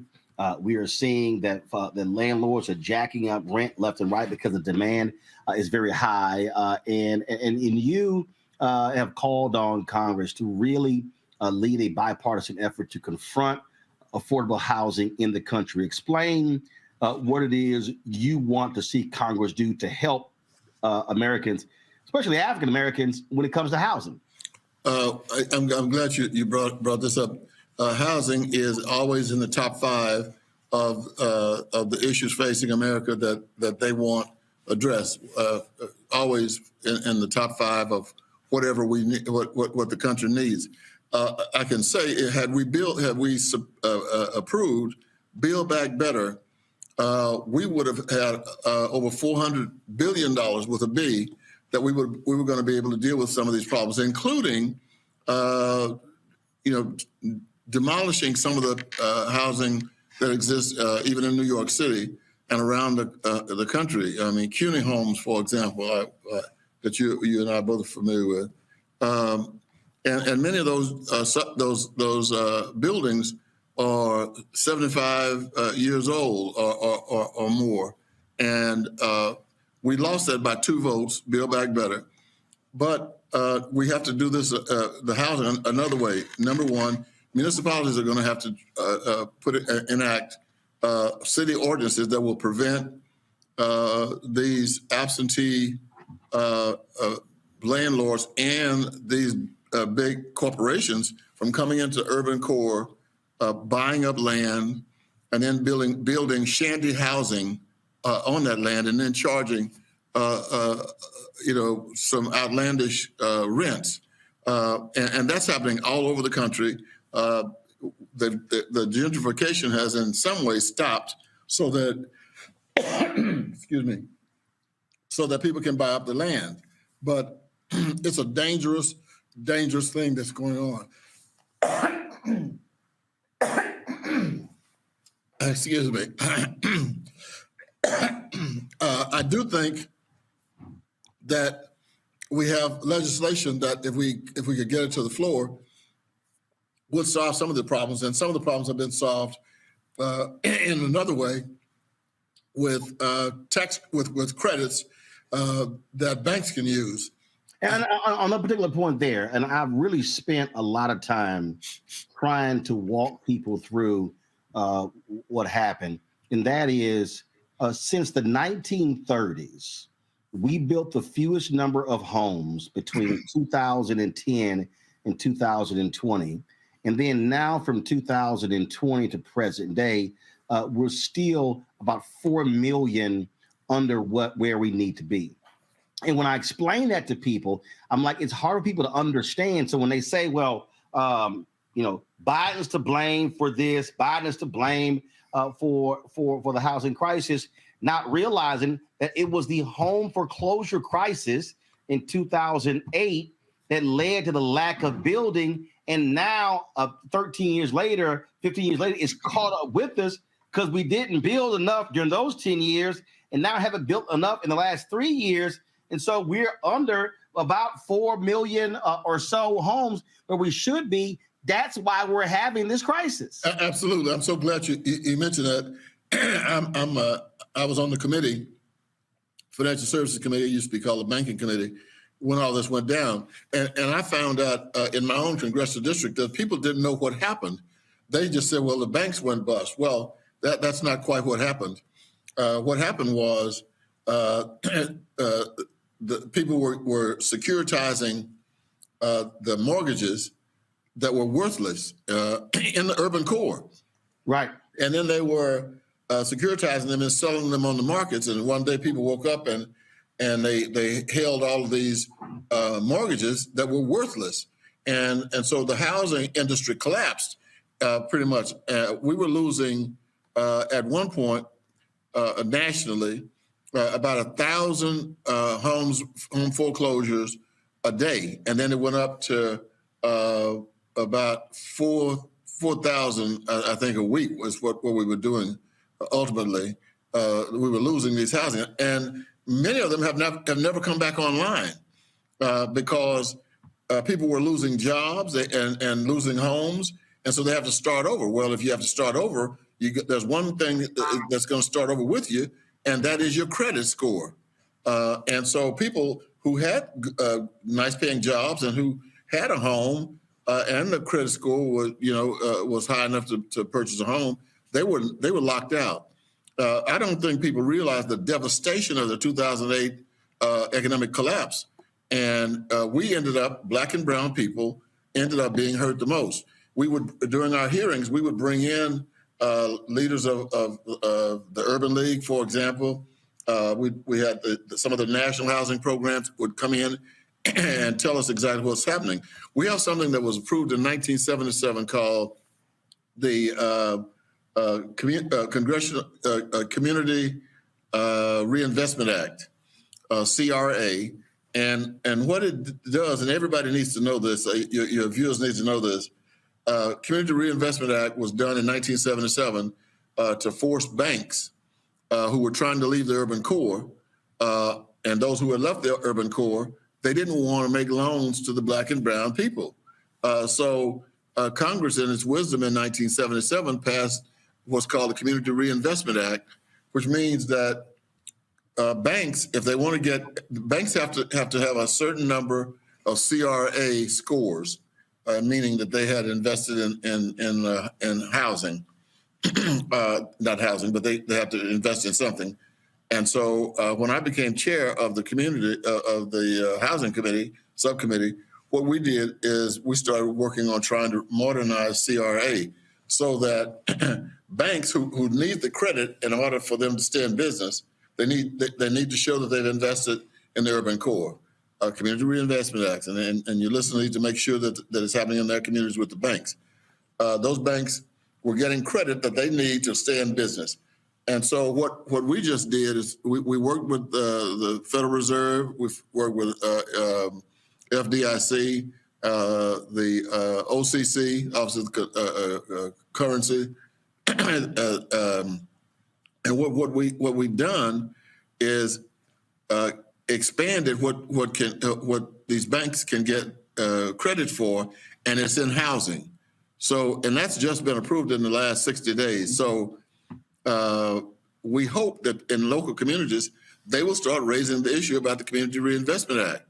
The Office of the Comptroller of the Currency, the FDIC, the Federal Reserve, they all participated in developing these new components that would give banks credits that they have to have. They have to have, I don't care who they are, they have to have CRA. And now that CRA credit can be used for housing, and we've given them a lot of flexibility to do that. Now, a lot of those banks, and this is where I think Black and brown people get tricked. People, they say the law says you have to invest in the urban core. So what they would do is buy tickets to the NAACP dinner. What they would do is spend some money on a parade. And what happens is they were using that as their CRA, which they have to have. We're saying, no, we want this going into the greatest need in the urban core right now, which is housing. That's right. And again, for people who don't get it, this is not covering for anybody. The President of the United States doesn't build homes. That's right. Private developers build homes. But when you look at the tax credits that are critically important to build homes, that plays a role in it. And again, folks just have to understand that we literally are in a 13-year hole because we didn't build enough homes. And the last time, I will show the chart on the show, the last time we built the fewest number of homes between 2010 and 2020 was in the 1930s. Geez, well, I wasn't familiar with that statistic, but it doesn't surprise me because everybody needs a home, everybody. And so we had a lot of people who lost those homes, and in Black and brown families, that's usually the greatest investment they make in a lifetime. And it's also the way we create wealth because, many of the African Americans would pass their property on to their progeny, and so they end up with a home that they already own. And we got hurt badly because even after the COVID crisis ended, right, we had difficulty buying supplies to do the building. So Congressman, this is what 1920 to 1929, we built 4.16 million homes. 30 to 39, 2.67. 40 to 49, 4.79. Then was 10.08, 9.49, 12.37, 12.14, 12.49, 14.56 between 2000 and 2009. 2010 to 2019, 6.9 million homes built. That was the lowest number since 1940 to 49.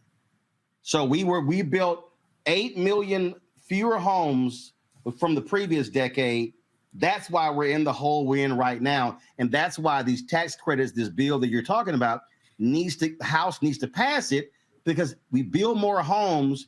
That now increases the stock, and then the demand, that's now going to cause those rents to stabilize, because with so few homes, they can just keep jacking them up, and folks got no choice but to pay them. Yeah, no choice. Yep. Because we're not going to have a lot of options economically, because the further you move away from downtown, the greater the cost. And we have gotten bludgeoned because the supply lines were clogged. And I have a friend who's building homes in Kansas City.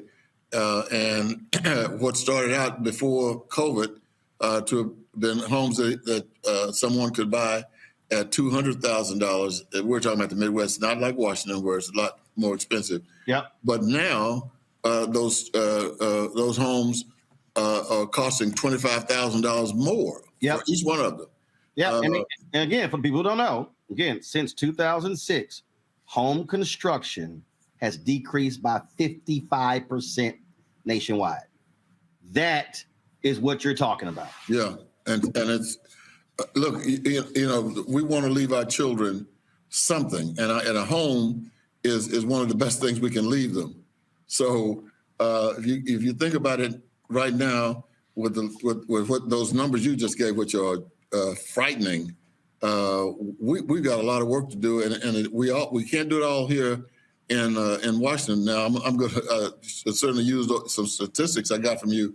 But for people in local communities, they got to go out and start demanding this. Yeah. My committee has met probably twice in the last year. And one of the top problems that facing this country, housing, and the housing subcommittee has met twice, I think. That's crazy. That's crazy. Congressman, first of all, thanks for joining us. Happy Founders Day. Happy Founders Day. We got brothers all throughout the show. We appreciate you joining us today. Thanks a lot. All right, good to be with you. All right, be well. Larry, I want to start with you. I mean, what I tried to lay out there, and again, I get it. People aren't fully understanding these type of things, but the reality is this here.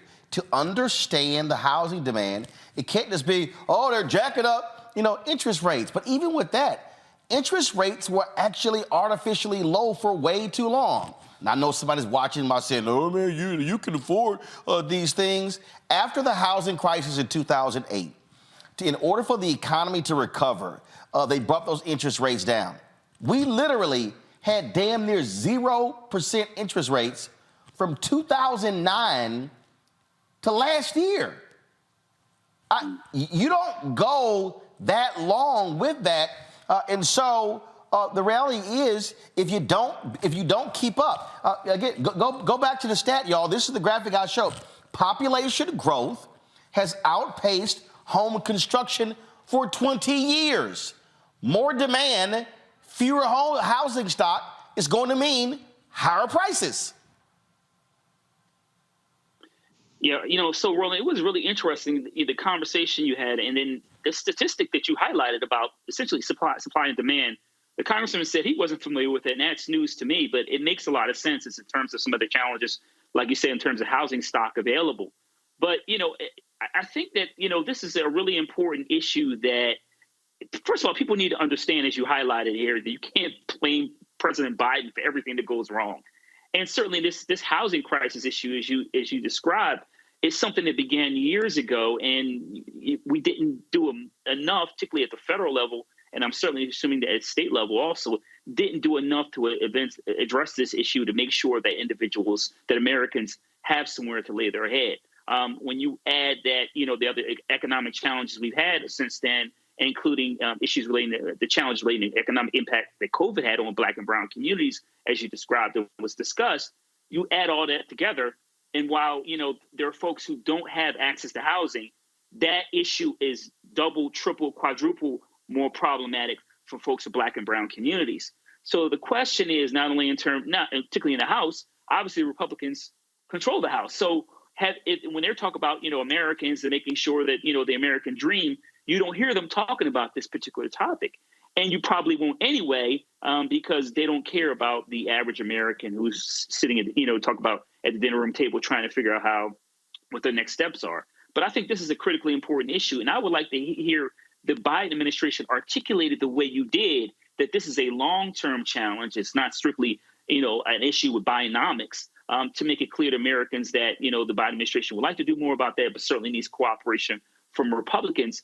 But, once again, this is a critical issue to make sure Americans have somewhere to lay their head, and also speaks to much larger issues, not only in terms of the role of federal government, but like you said, private businesses in terms of taking the resources they have, equity, and build some of the housing.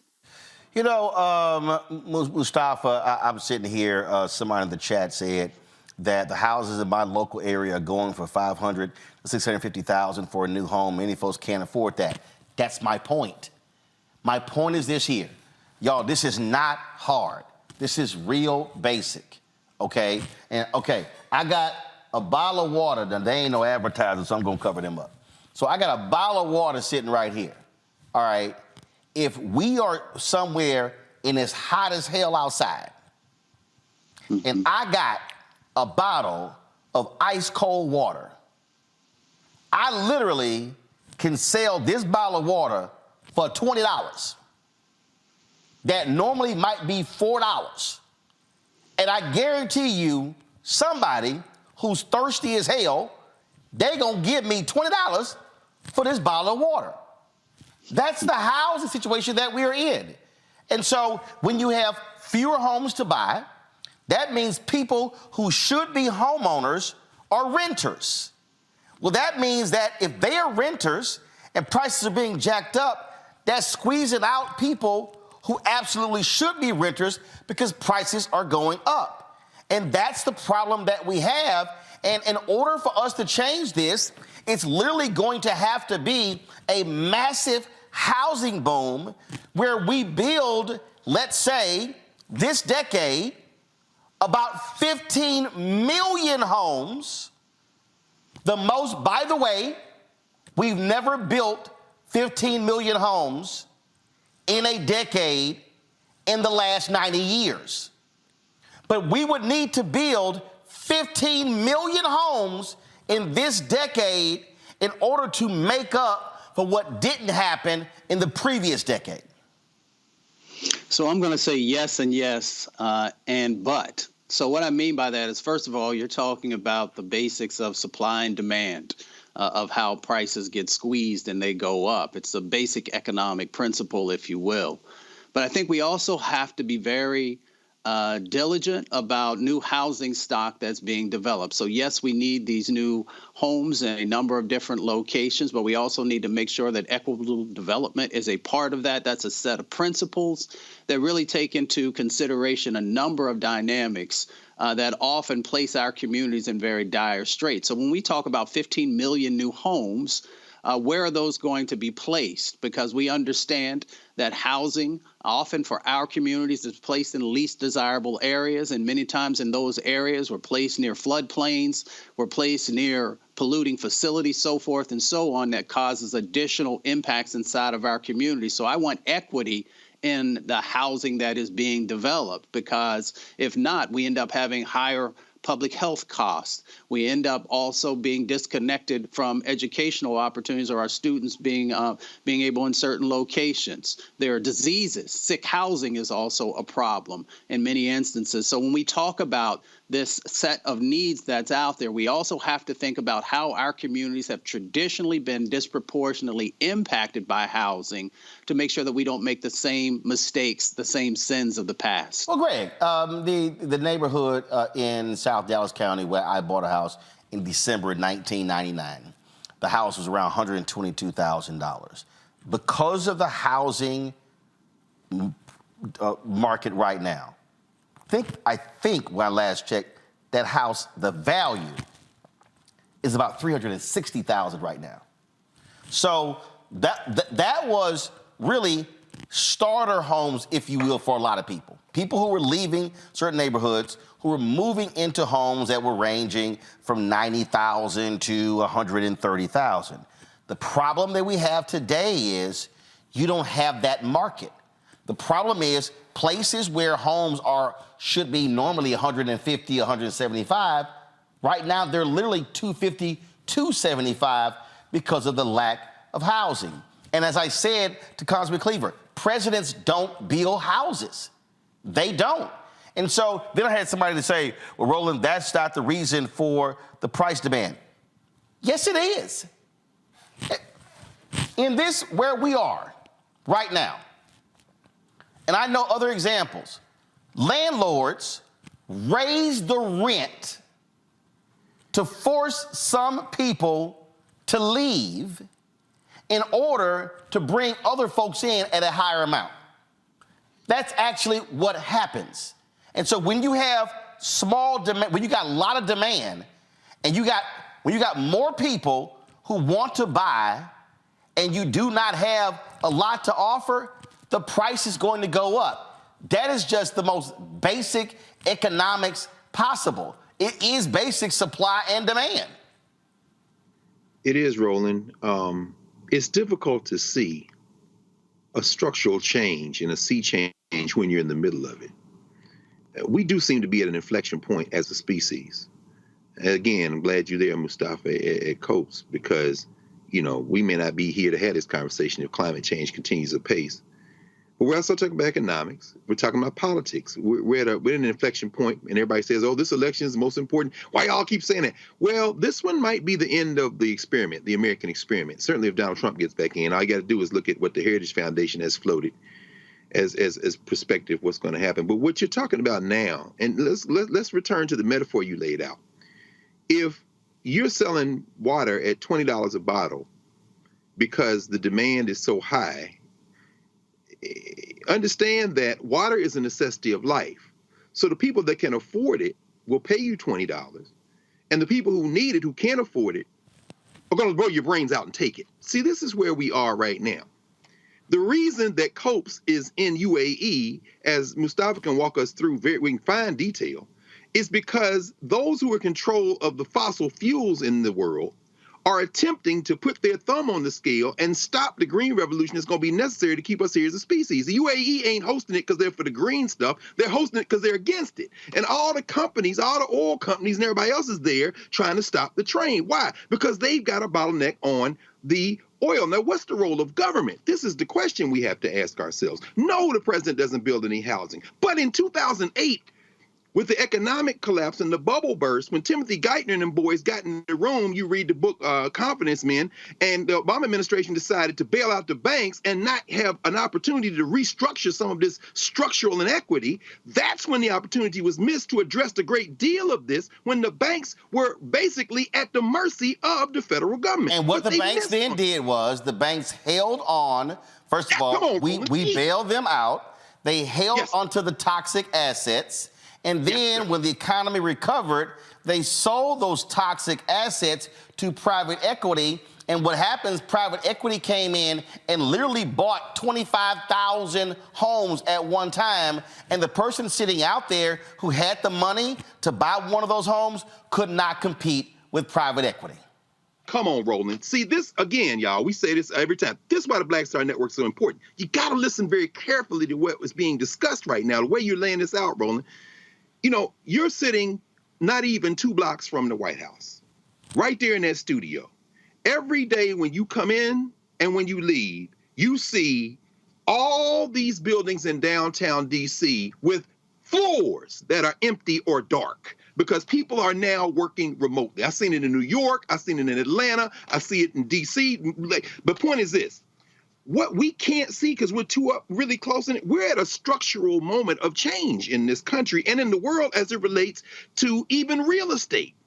People who have the option to rent because they don't want to own, that's fine. But if you don't have a place to live, and you're part of an economy that is now, with AI and everything else emerging, increasingly creating a situation where you're either going to be underpaid or not employed at all, then this structural inequality is going to result in people in the streets literally fighting to live. What is the role of government in that? When Emanuel Cleaver is talking about subsidizing public housing, this was the role of housing projects. When you read Ira Katz Nelson's book, When Affirmative Action Was White, or his book, Fear Itself, you see that in this capitalist society, racial capitalism emerged and white people were protected to build a middle class. Now we're in a situation where the whole thing may fly apart because if you don't have a place to stay, you don't have enough to eat, and you don't have a job, you're not just going to say, well, I guess I lost in the game, let me go sit down and die. As a brother told me at Temple one time 20 years ago, I said, man, I just lost my job. What you gonna do, bro? Well, I'm gonna take this last check and buy a pistol and a ski mask. The point is that government has to intervene to slow down some of this unregulated monopoly capitalism. And I really don't know how we approach this without dealing with it structurally, the way you kind of began to walk Brother Congressman Cleaver through that. Because other than that, reckless capitalism is going to ultimately accrue to the detriment of not just the poor, but the rich who kind of hide from the poor as well. You have people spending 40 to 50% of their monthly intake on homes. That simply is not sustainable. So the supply has to be dramatically increased. And the way government does that is when government offers tax credits to builders to build. And that's why there's that bill Congressman Cleaver is talking about has 186 co-sponsors, Republican and Democrat. They just got to move on it, but they're busy with Hunter Biden. And that's part of the problem right there. And let's be clear, Republicans are not necessarily the ones who are standing up for affordable and low-income housing. That's right. Period. All right, going to a break. We back. Talk with Lamont King, who joins us from an Alpha gathering at Bowie State. That boy, you still in college? Lord have mercy, Lamont. It's time for you to go. You that 20-year plan. That's what Omegas do. All right, we'll be right back on Roland Martin Unfiltered on the Black Star Network.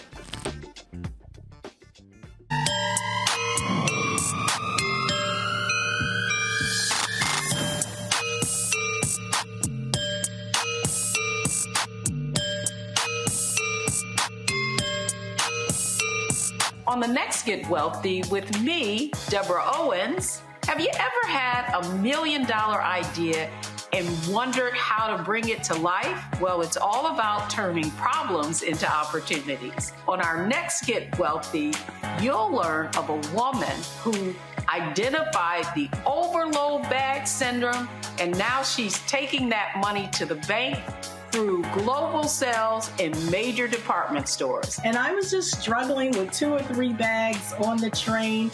And I looked around on the train and I said, you know what? There are a lot of women that are carrying two or 3 bags. That's right here on Get Wealthy, only on Black Star Network.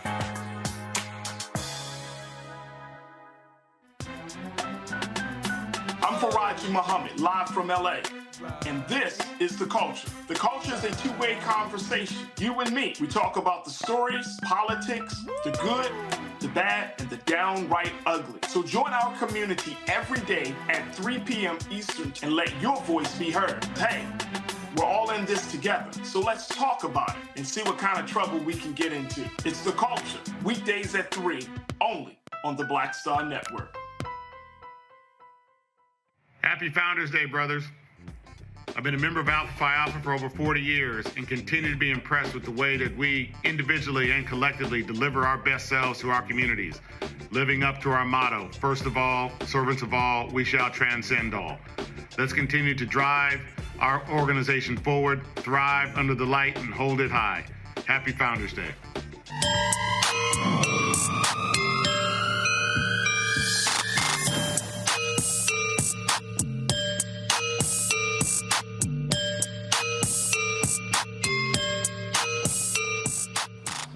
Just in case y'all didn't know, that was, of course, billionaire Robert Smith, the richest African-American in the country. And so that's who was in that video right there. I'm trying to show y'all something. Give me a second. Hopefully I can pull this up. Give me a second right here.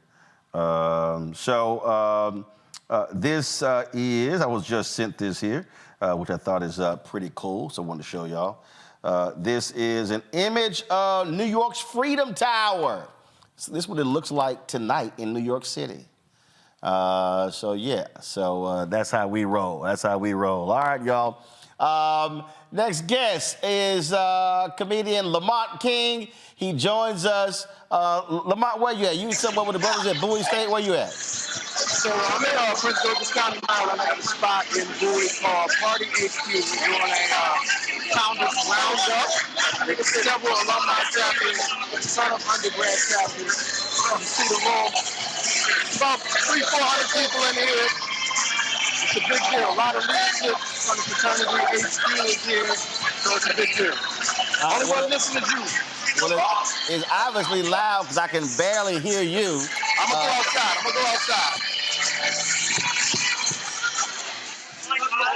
I'm gonna go outside. How about that? All right, that's better. We can actually hear you. I just wanted you to catch the vibe and feel the energy of the festivities. Gotcha.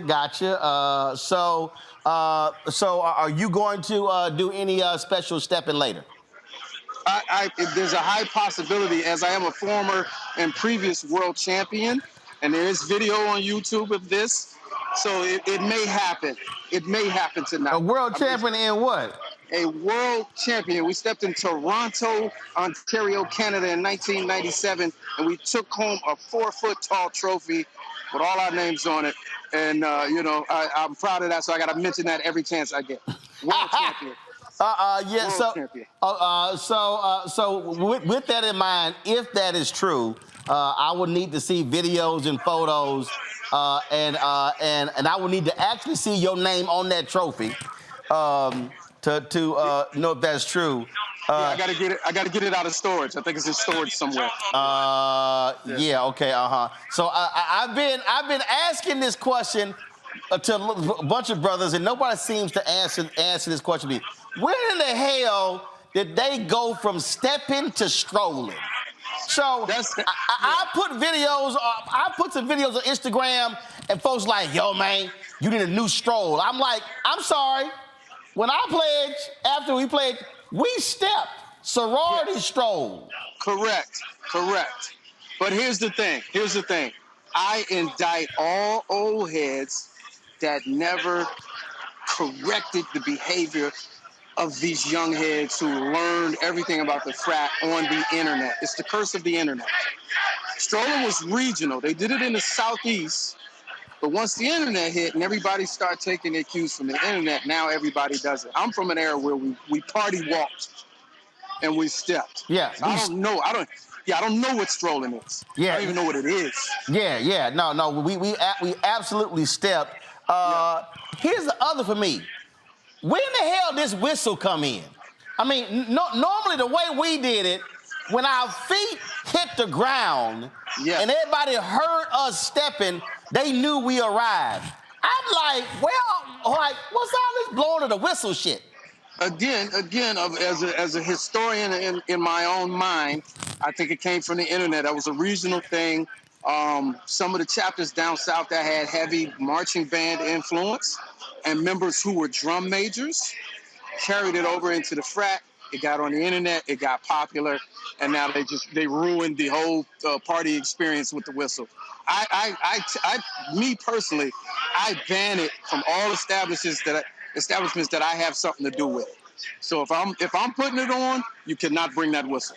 No, sirs. Now, one that I absolutely ain't gonna ride with, and I've had some brothers try to explain to me the origins of it, but I ain't never, ever gonna call myself an ape. Well, I mean, I won't refer to myself as that, but as you know, that's an identifying period of the previous process. That's the best way I can word that. But that, just let everybody, I want everybody to know that is not anything official of Alpha Phi Alpha fraternity. In fact, under General President Skip Mason, they were banned from selling an ape image with alpha letters on paraphernalia, whatever. So I tell folks, I don't claim ape. You ain't gonna never see me taking no picture with no damn ape. Ain't no way. No, look, we got the Sphinx. We good. We don't need no damn mascots. Leave that up to them damn dogs. Well, I got to jump out of the car with you on that one because I'm a fan of the imagery, and only simply because the ape is the alpha male of the jungle. It's the primal primate. No. The king, the king of the jungle is the lion. That's fine, and he can do him. Even the ape gonna run his ass away. So here's my whole deal. Here's what I tell everybody: we are alpha men. Sure. I don't need no monkey, no chimp, no ape, no. I don't know chimps or monkeys, but I do identify with in some of my clothing with the ape iconography, if you will. So I'm partial on that one. Let me bring in my panel to weigh in on this. Mustafa, Larry, and Greg. I'll start. Let's start with the ape first. Then we'll go to the other one. Larry, go ahead. Okay, so I was made at Chain University Delta Pi chapter, so 1/3 of Blade Triangle. That brother there knows what I'm talking about. So let me say, as an old school brother, a couple of things you highlighted, Roland. The whistle, I cannot get down with. I also raised the same concern about when stepping changed. When we went from, like I said, we're in a party, we're stepping. You can hear it. You can hear the floor, to blowing a whistle. So like I said, more historians know better than I do. Also, I completely agree with you, Roland. For those brothers who are watching and on this panel, and specifically as it relates to ape, we know why we use that. And so I do have a problem with brothers with the ape imagery on T-shirts and et cetera, because that's not consistent with the fraternity. So I'll leave it with that. Mustafa. Yeah, Lamont, it's good to see you. We go way, way, way back. Yeah, my man. There's a lot of people here, too, that told me to tell you what's up. All right, tell them I said what's up. Yeah, Lamont, I'm more interested in what's your vision for the fraternity? Where do we need to go? What are the things that we need to strengthen? So that's a great question. We have these conversations all the time. I have a mantra about me that goes, it's bigger than letters, right? And I believe any vision that we need to have or can have or should have has to be a collective vision.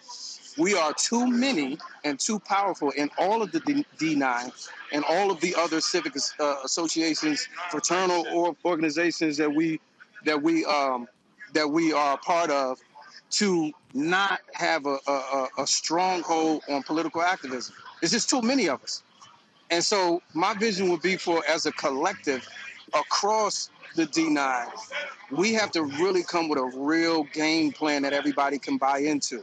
Because when I got into the organization, it was to be a part of something greater than myself. So if that something greater than myself is not making real moves, is not impacting, not pushing the needle, and just serving surface level rhetoric, it's not going to get us anywhere. So that would be my vision. Collective work and responsibility as a whole. All right, Greg, you can weigh in on the step in the whistle and the ape. Oh, brother, look, it's always good to hear Brother Lamont, man. It's good to hear you, Frat. Hey, likewise, Baba. Yes, sir. Yes, sir. Man, on the stroll, I don't know nothing about that. I came in and paid on April 1985, man. I'm coming up on my 40th year in a couple of years, and that ain't how we did it. My man Mario Beatty, who was on faculty at Howard and the campus advisor for Beta chapter, he was the step master at a mine of Ohio. Master. Right. No question, not the stroll master. When it comes to the ape, brother, I had to say this. I'm first in my family to go to college. I didn't know anything about fraternities and sororities. My best friend in Tennessee State Marching Band wanted to be a Sigma, so I went with him in the summer before school started. We were at band practice. We went to the library, and they looking at the Sigma history book, and I seen the rest of them. I saw that Sphinx on the cover of the Alpha book. I said, let me see that one. And when I saw Martin Luther King and Paul Robeson and Duke Ellington and Jesse Owens and Charles Hamilton Houston, Thurgood Marshall, I said, okay, can you be in more than one of these? And they said, no, you got to be in one. I said, well, who's in y'all's book then? Because everybody I know is in this book. And that's when I wanted to be out. So the Sphinx, like Roland said, the Sphinx was the image. Now, I must confess, because, I played back in, I guess, what would be considered the old days, the ancient days, like the rest of us old heads in here. I do have a plastic banana that was around my neck, and some of y'all know I'm talking. It's around there in the back. But my point is, the ape in African culture, when you talk about the baboons, that was considered a symbol of high intelligence in ancient Egypt.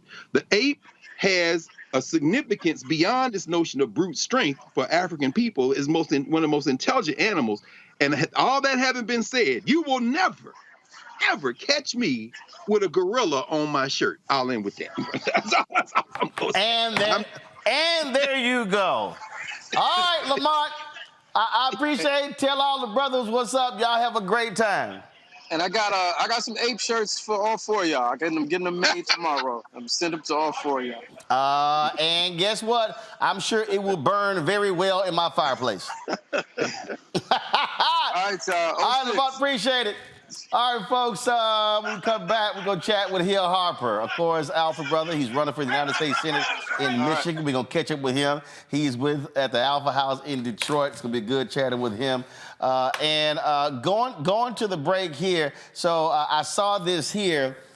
This was a rap that some young bros put out. The Alphas put this out on Instagram, and so I was like, "Oh, we got to share this on the show." We'll play this here. Going to break. You're watching Roland Martin Unfiltered right here on the Black Star Network.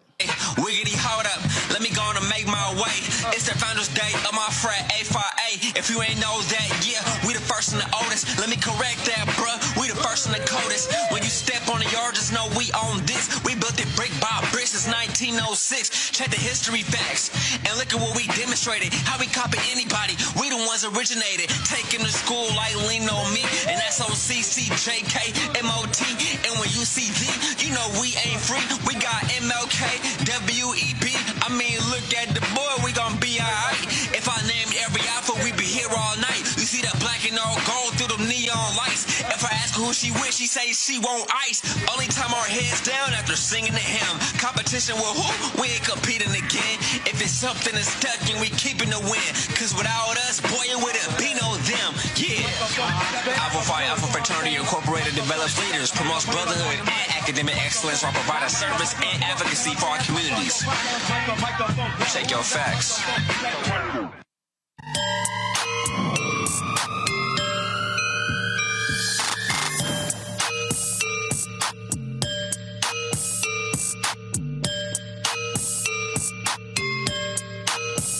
When you talk about blackness and what happens in black culture, we're about covering these things that matter to us, speaking to our issues and concerns. This is a genuine people-powered movement. There's a lot of stuff that we're not getting. You get it, and you spread the word. We wish to plead our own cause.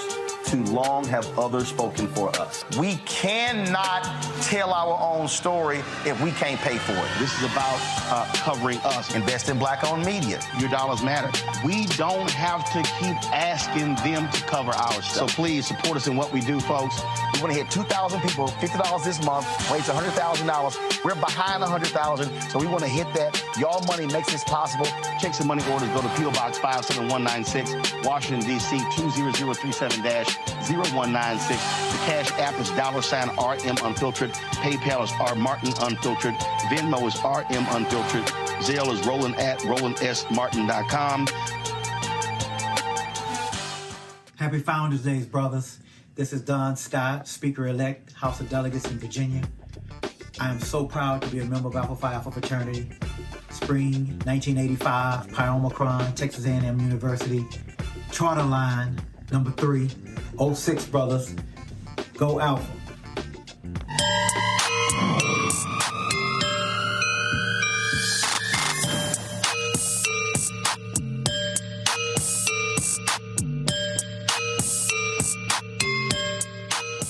All right, y'all, welcome back. Another brother wanted to hit him up, wanted to join us. It's Hill Harper. He, of course, is running for the United States Senate in Michigan.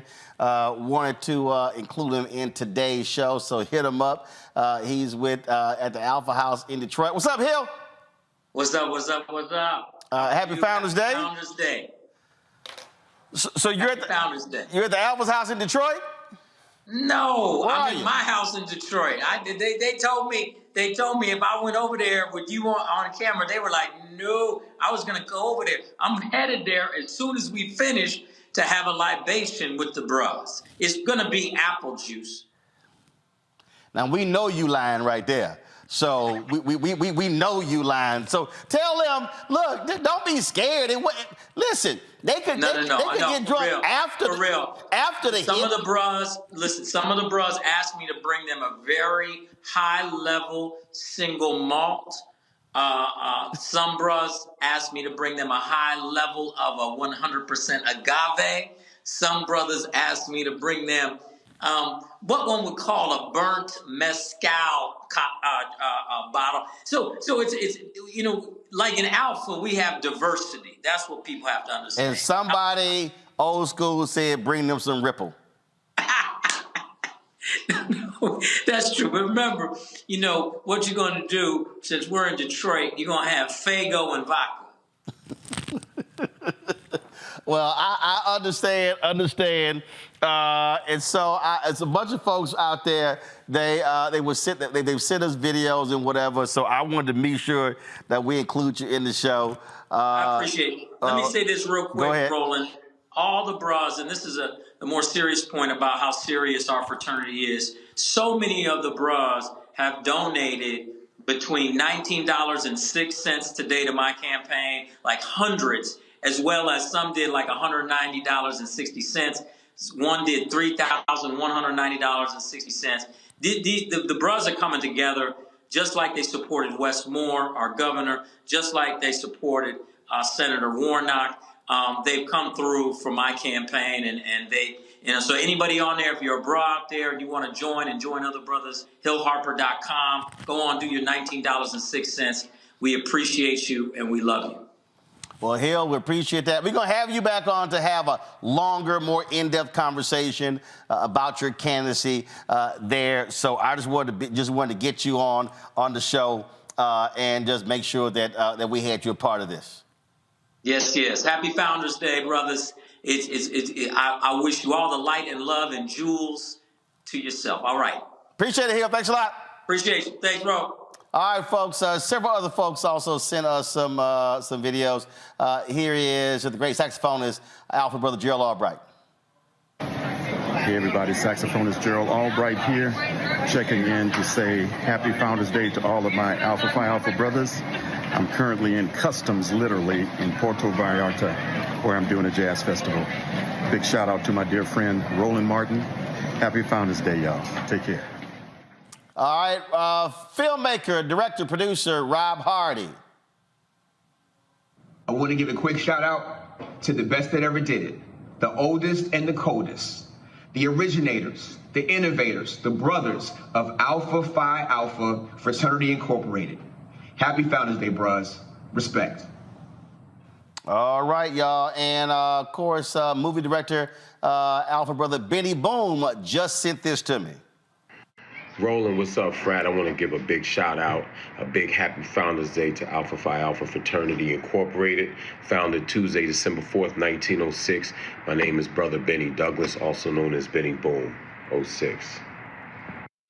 So one of the things I want to say this here, Lamont made some comments there in terms of Mustafa when he asked him that particular question, and I've said this on several occasions. Y'all have heard me quote this on this show, and I gave the Brotherhood speech to the Alphas at our convention in Baltimore, and I stated this in my speech. I said many of us talk about who ran the yard, but the question I have for you today is who's running your cities?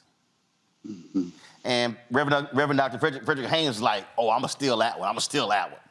And so when I made this point, and I talk about this all the time, in Dr. King's book, Where Do We Go From Here, Chaos or Community, he said this, and y'all can go to my iPad. As y'all see, I actually read books, so this was actually highlighted. He said there are already structured forces in the Negro community that can serve as the basis for building a powerful, united front. The Negro Church, the Negro Press, the Negro fraternities and sororities, and Negro professional associations. We must admit that these forces have never given their full resources to the cause of Negro liberation. There are still too many Negro churches that are so absorbed in a future good over yonder that they condition their members to adjust to the present evils over here. Too many Negro newspapers have veered away from their traditional role as protest organs agitating for social change and have turned to the sensational and the conservative in place of the substantive and the militant. Too many Negro social and professional groups have degenerated into snobbishness and a preoccupation with frivolities and trivial activity. But the failures of the past must not be an excuse for the inaction of the present and the future. These groups must be mobilized and motivated. And then he goes on to talk about this with unity.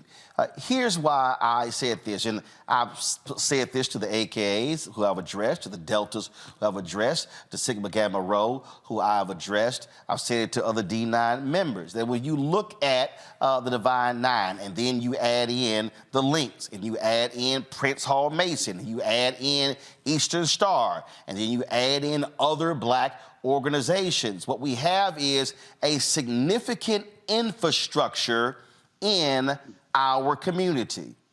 But I fundamentally believe, just like Dr. King, that we are not properly using that black infrastructure for the advancement of black people. We spend lots of time talking about gentrification. We spend lots of time talking about other folks owning our community. We talk about non-black people dominating the hair care industry. We talk about who's owning convenience stores and gas stations in our neighborhoods. We talk about all of those things, but then how are we changing it? Just give you an example. Imagine if 20,000, if Alpha decided that they asked 20,000 of its members to contribute $1,000 a year to an investment fund. That would amount to $20 million. So now all of a sudden, let's say the Alphas create a $20 million investment fund, and the AKAs have one, and the Deltas have one. And if you go all the way down to all the Divine Nine, you're talking about 9 organizations, then you're talking about $20 million each. We're now talking about $180 million. Uh-oh, that we talking about?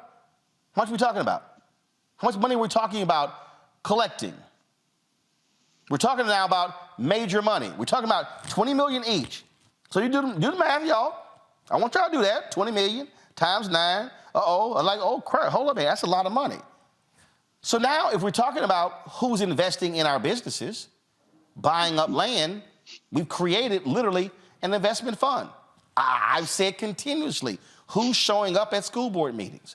Who's showing up at city council meetings? So imagine if you're living in Chicago and Houston and Dallas and Charlotte and on and on and on, and you have 9, you have the Divine Nine, then you throw in Eastern Star, Prince Hall, Mason, Links, now you got 12 groups. Now all of a sudden, those 12 groups say, okay, in the month of January, Alphas, y'all got the school board meeting. In the month of February, Deltas, y'all got the county commissioners meeting. In the month of March, Kappas, y'all got the school board, the city council meeting. And you literally, and all of a sudden, you tell members, wear your colors.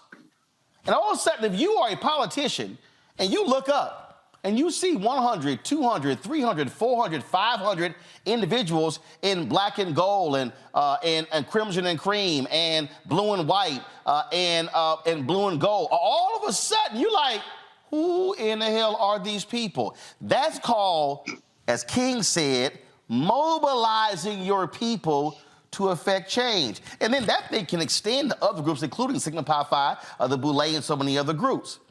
See, I think the fundamental problem, as King laid out, with our fraternities and sororities and our other groups, is that we are preoccupied with our internal business. That we spend so much time on our internal business that we're not necessarily driving change externally. I spoke to the Alphas in Tampa a few years ago. They had a fundraiser for their youth program. About 15 young men were going through it. And I said to them, can you imagine if each member of the Divine Nine said, we want to run each 50 charter schools across the country? Now, I know a lot of people disagree with charter schools, but guess what? They exist. So imagine, again, same thing. I said across the country, y'all. So imagine you had 50 charter schools run by each member of Divine Nine. Do you know how many thousands of students, largely black, we would have control over? Because guess what? When you control the charter school, you control the curriculum. You control the dress code. You control the teachers that get hired. You control the budget. You control the contracts. You literally are controlling the minds of our children. So what I am talking about on this Alpha Founders Day is that while we are thankful for what we have done, there's a lot more that we can actually do. It's easy to wear paraphernalia.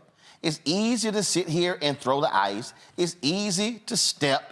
It's easy to sit here and say, oh, you know what, and recount all of these famous alphas. But let me remind you of something. No famous alpha got on that list without actually doing something.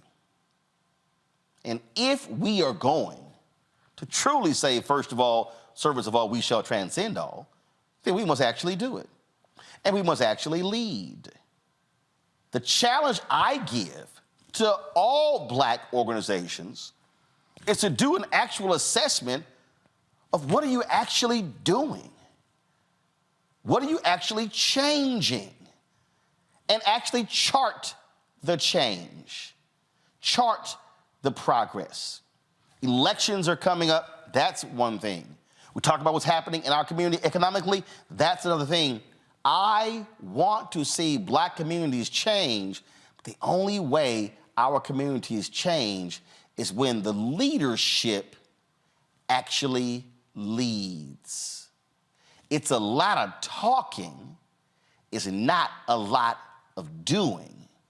Now is the opportunity for us to actually do the work. And when you do the work, nobody outside of our groups, when they see black and gold, will ask, who is that? Nobody, if they see pink and green or red and white or any of the other colors, will go, who are those people? Because when they actually see us in our neighborhoods, at our city council meetings and county commissioner meetings, at state capitol, and in Congress, when they see us on Wall Street, when they see us challenging corporate America, when it comes to advertising with black-owned media, when they see us challenging corporate America and not accepting meager checks, you know, the big old checks they hold up at football games, but it's real small amounts when it comes to black games. When they see us showing up on a regular basis, ain't nobody question who they are, because they will say, there goes the men of Alpha. There goes the ladies of AKA. There goes the lady of Delta. There goes the men of Omega and Kappa and Zeta Phi Beta and Sigma Gamma Rho and Iotas, and they're the Links and the Guardsmen and Prince Hall Mason and Eastern Star. We can go on and on and on. But they actually have to see us doing the work. Final comments, Mustafa. I would just remind everyone that you have power unless you give it away. So let's utilize our power in a way that's constructive for our communities, in a way that uplifts our communities, in a way that honors our communities. Larry. As we celebrate 117 years, Roland, I think I want to highlight is for our brothers that we describe as old school, to make sure we're uplifting young brothers and highlighting the history of our dear fraternity and making sure we give them the necessary support they need to be some of those future leaders you described. Greg. Thank you, Roland, and thank you for bringing us together. Happy birthday, all of the frat. And I'll just close with the words of W.E.B. Du Bois, spoken at Hampton University in 1906. Dr. Du Bois said, the purpose of education for our people is to train us in how to acquire and use power. And that's the only reason that these fraternities and sororities exist. So we got to hew to that. Listen to our frat brother, W.E.B. Du Bois. Thanks again, Roland, for doing this, brother. Indeed, indeed. All right, folks, that is it for us. Let me thank Mustafa, Larry, and Greg, all the folks who sent videos, contributed as well. Y'all YouTube folks, y'all got about 120 seconds to get to us to 1,000 likes. Y'all lacking right now at about 882, so let's get this thing going. Don't forget to support us in what we do. Your dollars absolutely matter. Send your check and money order to P.O. Box 57196, Washington, D.C. 20037-0196. Cash App, $RM Unfiltered. PayPal, R Martin Unfiltered. Venmo is RM Unfiltered. Zayo, Roland at RolandSMartin.com. Roland at RolandMartinUnfiltered.com. Don't forget to download the Black Star Network app, Apple phone, Android phone, Apple TV, Android TV, Roku, Amazon Fire TV, Xbox One, Samsung Smart TV. Be sure to follow us and watch our 24-hour streaming channel. We're on Amazon News, so go to Amazon Fire TV, go to Amazon News and check us out. Tell Alexa to play news from the Black Star Network. You can also, of course, check us out on Plex TV, Amazon Freevee, and you can also check us out on Amazon Prime Video. So when you go to live TV, click it, you'll see us right along with the other news channels as well. And don't forget to get a copy of my book, White Fear, How the Browning of America is Making White Folks Lose Their Minds, available at bookstores nationwide. Folks, we're going to end the show with D. Alex Thomas. He is a member of Eta Omicron chapter. And I saw this on the fraternity Instagram channel, and he arranged and played this version of the Alpha hymn on his alto and tenor saxophone. This is what's going to close us out on today's edition of Roland Martin Unfiltered. I will see y'all tomorrow.